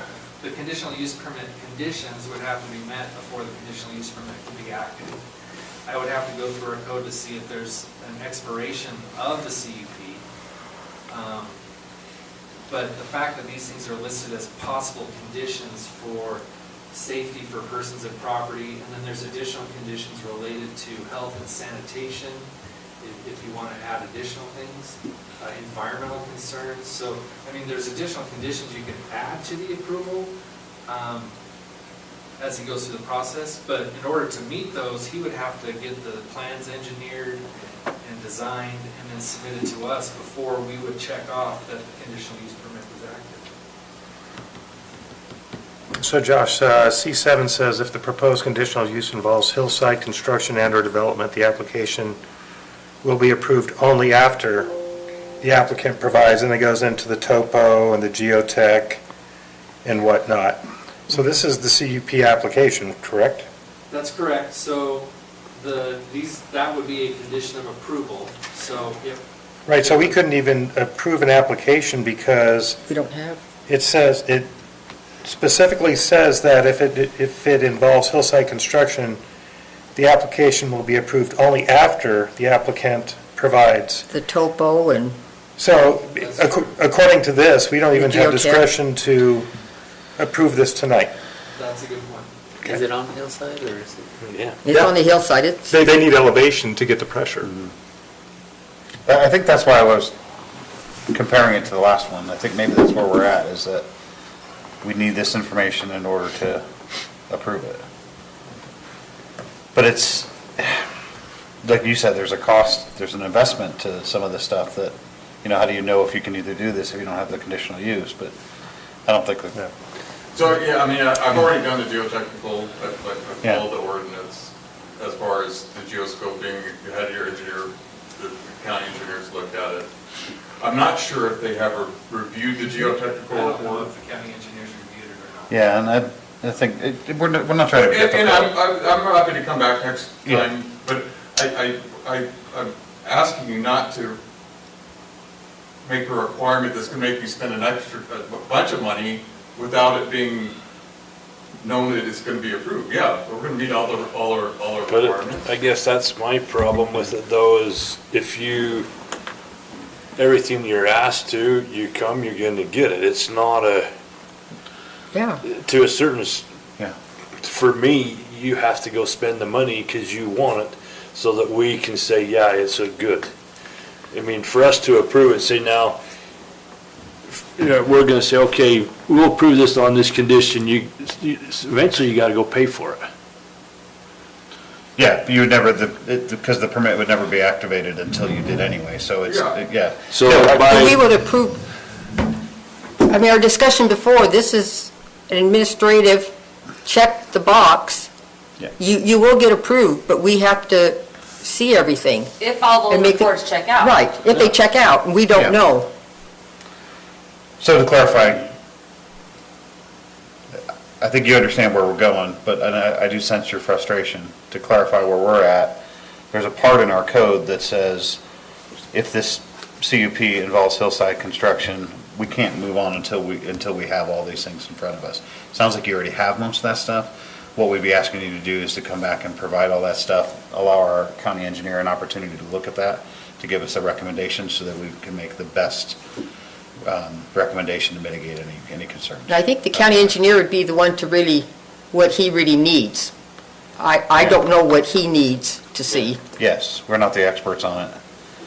but we need these basics that's, We're just making sure the boxes are filled. So do you think the 8th of December is reasonable for you to get it looked at by the county engineer and I back can to us? definitely have the plans that he submits reviewed by the county engineer, but it's dependent on when he can get those drawings and reports done. Do you, Well, just postpone it till the 8th, and then if Yeah. he's not ready, then we'll So move it. this structural engineer has quoted, I know that money's not the concern, but $32,000 for the structural on the tank. You want me to do, no, I want you to do what our code asks for. So these specifically, topographic information showing the proposed activities on the land with a slope less than 30% and that it is located more than 200 feet from a known landslide. A geotech report which will be in form and content approved, et cetera. I could read through these. All I'm asking you to do is to just the comply with our geotechnical code. stuff? There's more, there's additional stuff, and I think staff can provide you with the list of things we're recommending. We're not asking you to do anything other than what our code is. No, I understand. this is, construction plans, drawings, and specifications which outline all construction methods proposed. Like I don't know what the county engineer would want. Again, just want to get these code things in front of us so we can move on to the next one. Is December 8th, do you think, reasonable to get these to us? And you want the letter from Cottonwood Mutual in addition to that, or no? Yes. Yes, I think that would be just an I easy, think hey, so, but by the way, we're That hooking they're, up to this thing. yeah, and the easement, since it's not your ground. Do we have to get the physical easement or an agreement to provide the easement? There probably already is an easement, isn't there? No. Not on their plat. They have to create the easement on the plat. Yeah, I don't know. I think that one you could do on a You condition. could do that on a condition, I think. Because that's a process, that's gonna take a minute. Because he doesn't even know if this site's going to work to know where to put the road. Yeah. Because if the site changes, the road's going to be in a different, That one can be a condition. yeah. So items, basically C7 in our code. Yeah, items C7 through C9 in our code. Make sure the county engineer gets to review it.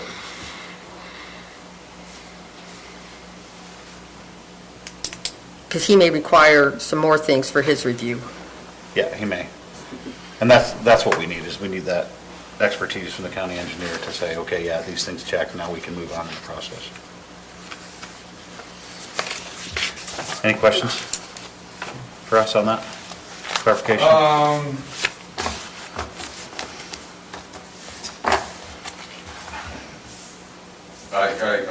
Well, just No, I guess no, I guess I don't. I'll see what I can do with this letter, the Cottonwood Mutual, Ruland Gardner, it's been a struggle. I think you can go to the board. Yeah. Well, the new board hopefully is more friendly, so. You know, I tried to get them to document it exactly what we talked about. Do you have the minutes? Yeah, I do on my computer. Yeah, but that still needs to come from them, that's. I could probably get a letter out, let me just see what I can do. Okay.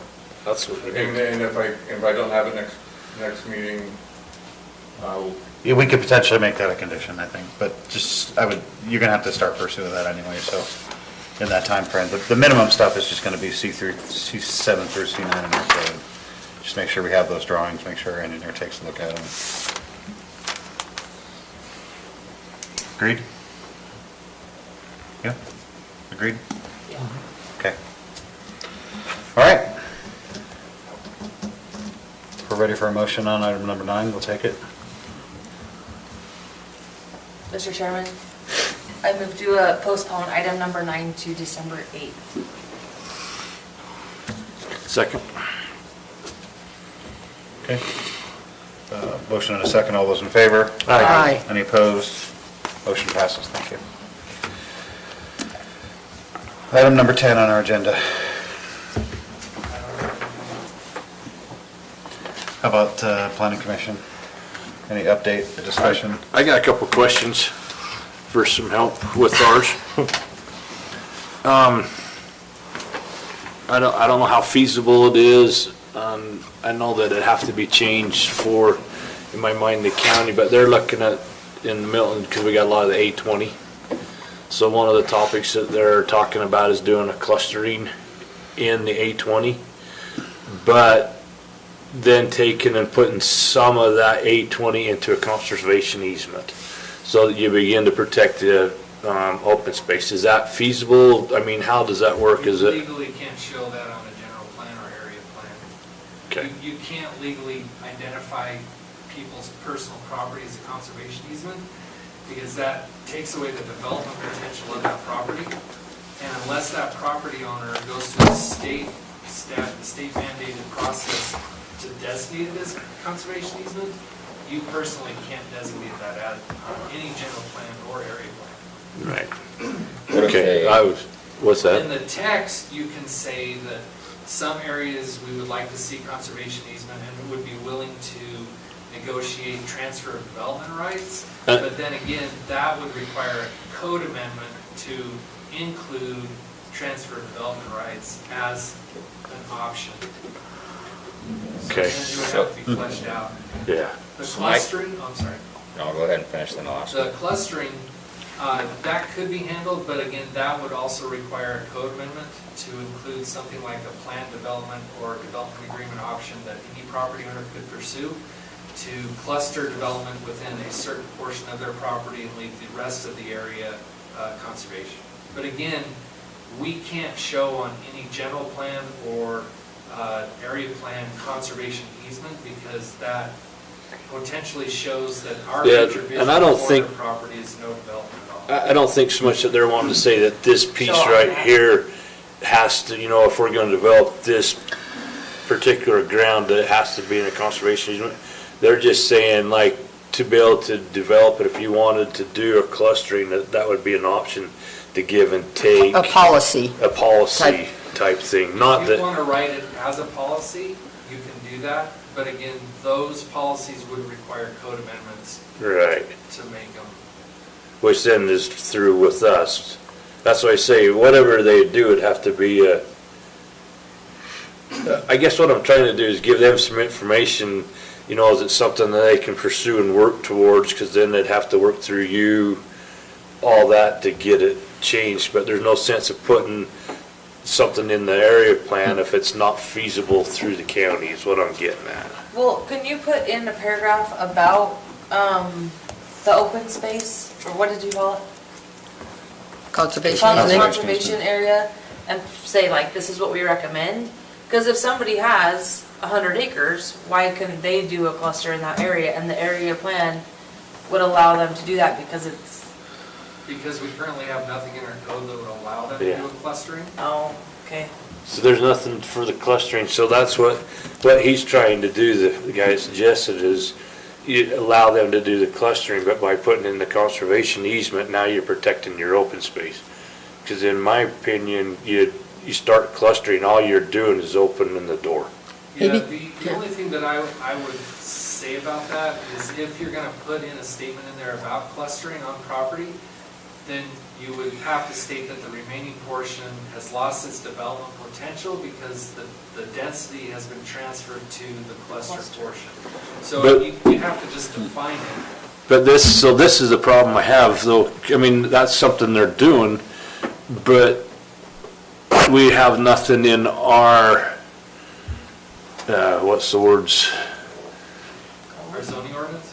Yeah, zoning ordinance or whatever, that would allow it to do it. So it seems to me it's pointless to put it in the area plan when we don't. No, why don't you recommend that the county Yeah, that would be the recommendations, the county development ordinance, right? develop an ordinance for clustering? Just, Well, I know that just to make a recommendation from your area. The commission asked us to do it a while ago, and I'm opposed to it, so. Somebody want in your area plan? I'm just asking for those on the area plan. You're hilarious. I told them I didn't like it when they said it. Yep. Do you remember? Preempt it and put it in the area plan in anticipation that something like that would be added to the code in the near future.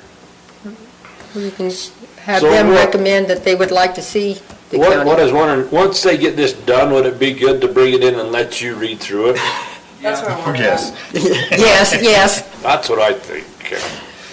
And then one other question too with it, and I like the idea behind it. I don't know how to go if they can put it in it, but I like the idea, they mentioned that if there's anything in the Milton area that's being done, zoning or whatever being changed, that those who are on the area committee are notified about it. I like the idea because they represent the Milton area. Yeah, but that's state code, isn't it? Well, but you represent the Milton area, so. So you let them know. Yeah. The only requirement that we have is that we mail it to 1,000, if it's legislative, we mail it to people within 1,000 feet. Mail notice, it needs to be published on our website, it needs to be published on the Utah Public Meeting Notice Board, and then in a newspaper.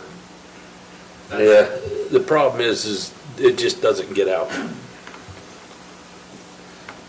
That's, I can't help it if people don't read those sources and try to follow up. And just, I know I'm not part of the group, but. It's Tina time, you're good. If you start specifying out certain people to get notices, then you're giving them preferential treatment, and that is found upon. Would it be considered that if they are the area committee though? Yes, because you're notifying some people but not others. Well, then the area committee itself is preferential. I'm not a lawyer, but I've seen this. I think you can still capture the comments though, can't you? Because, I mean, we do want the comments to come back, their comments to come back so we can look at it I would together. prefer there not being a requirement that I go above and beyond the state mandated notification requirements for. No, what I'm saying is, he comes to you with their area plan, and then, by the way, here's some other comments that people ask. At least we've got them and we can look at them and talk about them. That's fine, but I didn't think that's what he was asking. No, I know, I'm just making a suggestion to not just get rid of what they're saying, but to bring them in, bring the area plan and go, hey, by the way, here's that's some- not what they're after. Okay. They want to be noticed of everything that we're. In their area. Yeah. Yeah. Well, they drive around in their area and their signs. Yep, you see the yellow Well, signs. those yellow signs that goes on social media right away. Yep.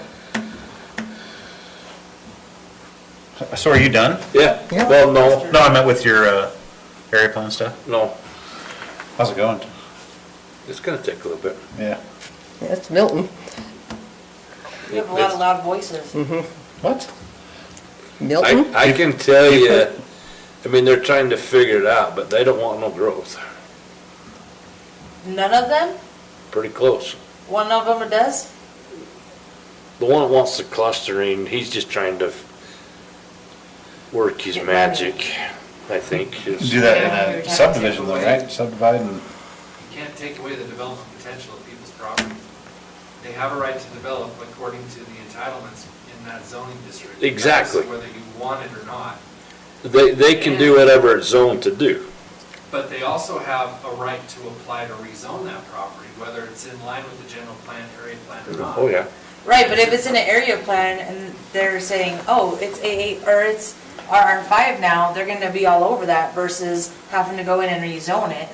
Well, the area plan and the general plan provide no entitlement whatsoever. It's discretionary. It can get to the county commission, and the county commission may say, yeah, we approve the R120 in this zone. See, With but these I think once we're done with these area plans that I don't know if you can do this, but I think the area plan should be part of the general plan. And if it doesn't fit the general plan, then we don't do it. That's Because- our intent, is to make. Well, usually they incorporate the maps into the general plan. You can add the plans and the maps into the general plan as appendices or as added documents or elements. You are able to do that. And they can be taken into account when we review rezonings and things like that, and whether staff would recommend approval or not. But at the end of the day, it's a legislative decision that goes through you and the county commission, and the county commission can, if they have findings of fact, approve a rezoning that has nothing to do with the general plan. Right. But my argument with the whole thing is, and this is one of my biggest pet peeves with everything, is you take an area that has a voice with what they would like, and then you put it on to a few people that trump everybody else.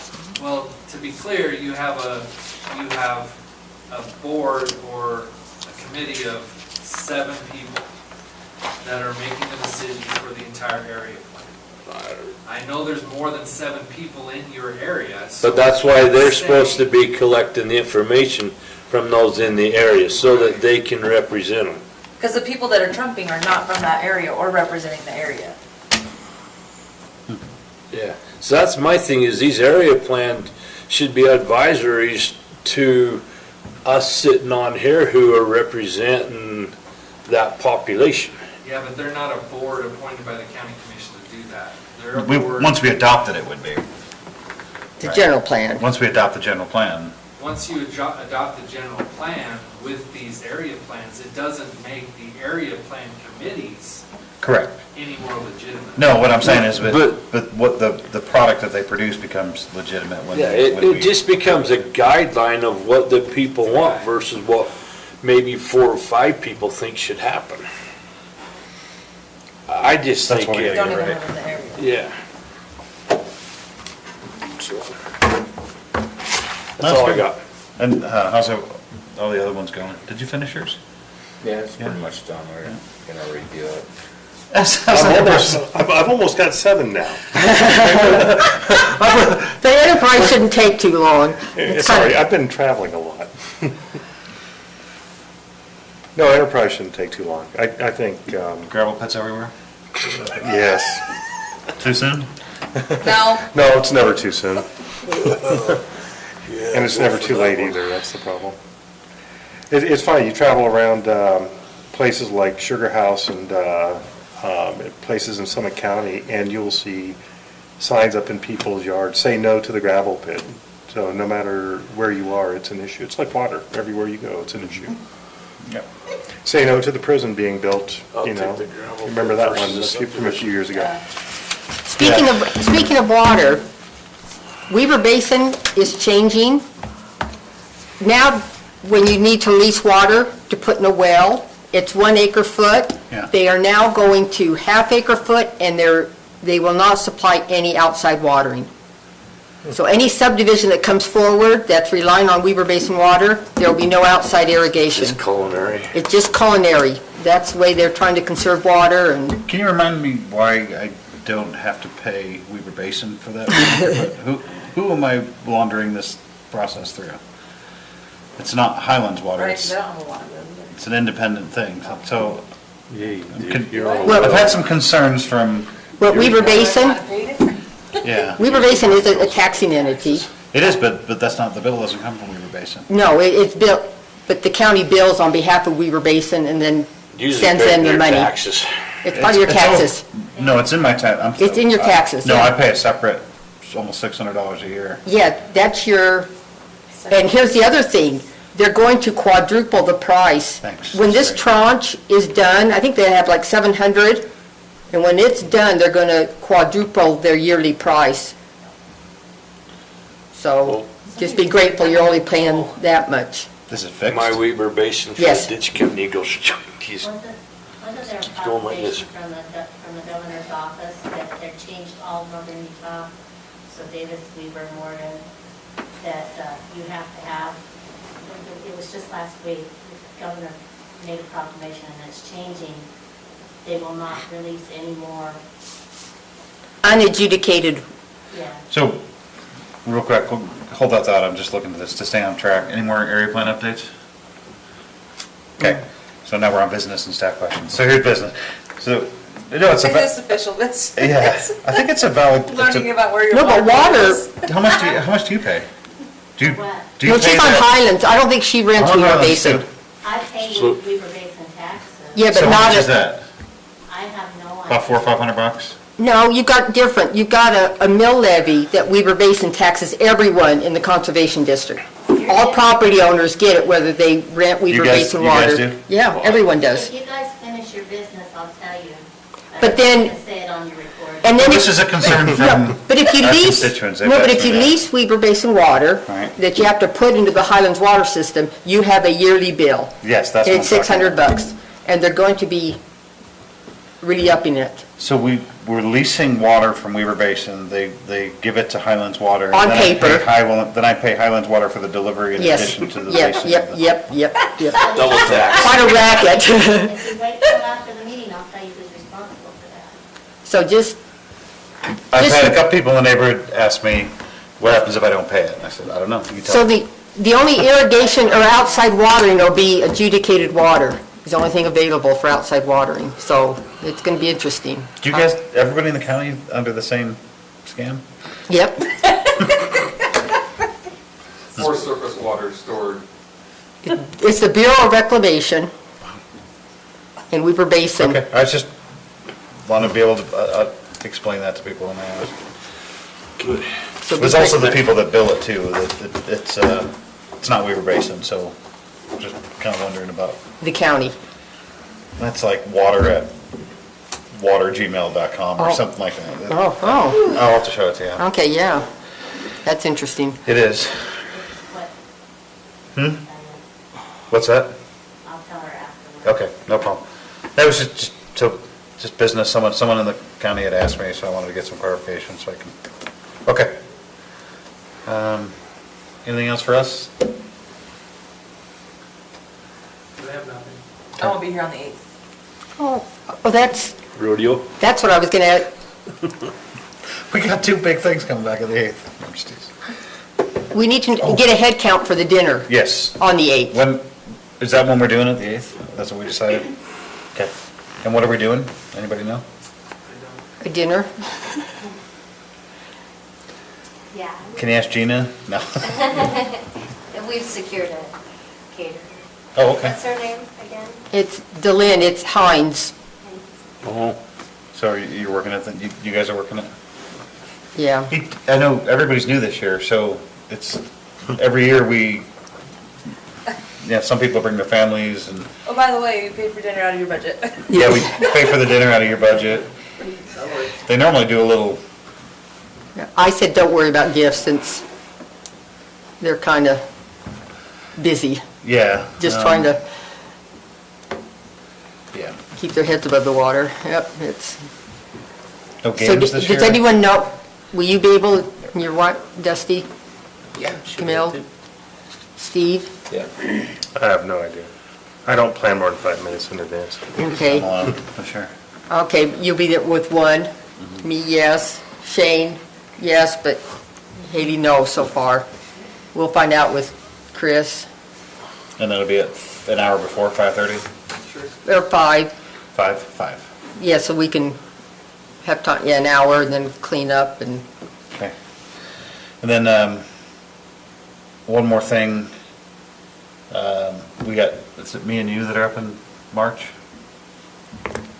Is it you and me? I think so, I don't know. Are you up in March? When does your term expire? I took over like midterm, so I'm like weird. Okay, I was just wondering. We just be thinking about that as we get towards the end of the year, because in March, we've got a couple of terms coming up. I know mine for sure. I thought it was. Okay. I think There there's should always be a list one or- somewhere. One or two a year. I thought it might be me and you. that- Yeah, somewhere, there's a list with There might be in your minutes from last year. with our dates. Yeah, it will be.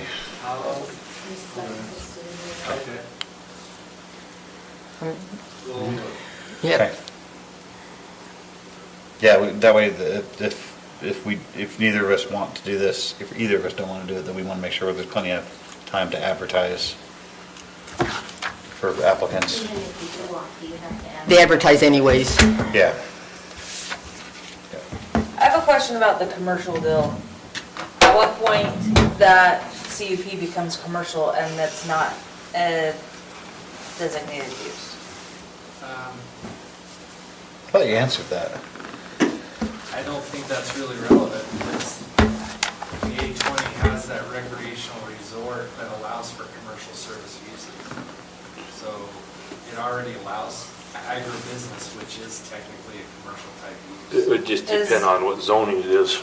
But is the business operating out of RR1 or A20? If a property has both zoning classifications, it's entitled to both lists of uses. And it's in the A20 though.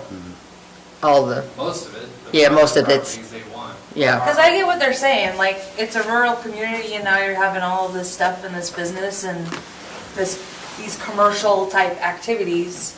Yeah, but those commercial type activities fall in line with both the agribusiness and the resort recreational definition.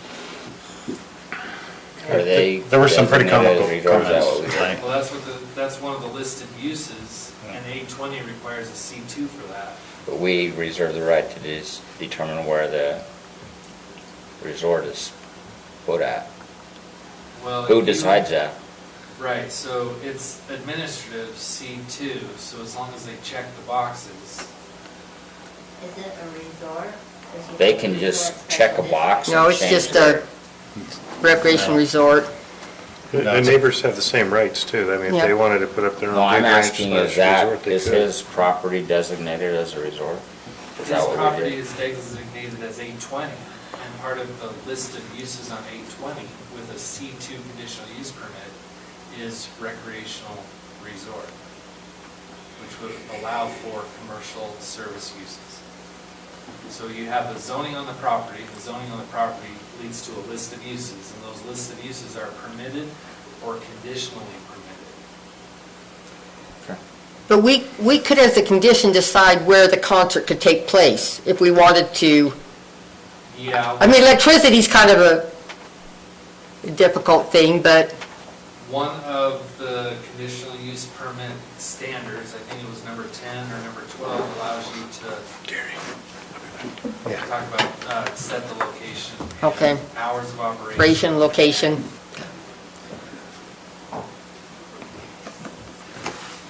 That would. Okay, any other questions for staff? Or discussion for us? I'm kind of curious, have you ever seen anything that can mitigate sound or dust? Is there such a thing? There's sound attenuation walls that you can put up. They're super expensive, but again, the wording in the state statute, which supersedes our code and anything in our code, says reasonable. And in this situation, I don't think a full-on sound attenuation wall would be reasonable. I was just curious if there was something like foliage that they recommend to block sound out. I don't think there's, yeah, I mean, they planted trees, but again, trees take years to grow. And the sound really does echo Yeah. right through there. Depending upon the wind, where the wind blows sometimes. too. Yeah. Yeah. Okay, anything else for us? Okay. Did you get So the minutes that were in here from last time, did I ever sign the minutes from the, did you? No, we never approved those. We never approved the ones from the previous one, so they haven't been typed or anything in? Okay, so we'll just, so these ones are just from the last meeting, is the only one we're making a motion? No, from the 13th, 2 meetings ago. Oh, okay, so this is from 2 meetings ago, not from last meeting? Correct. Okay. Did you get Shane's input on the corrections for them?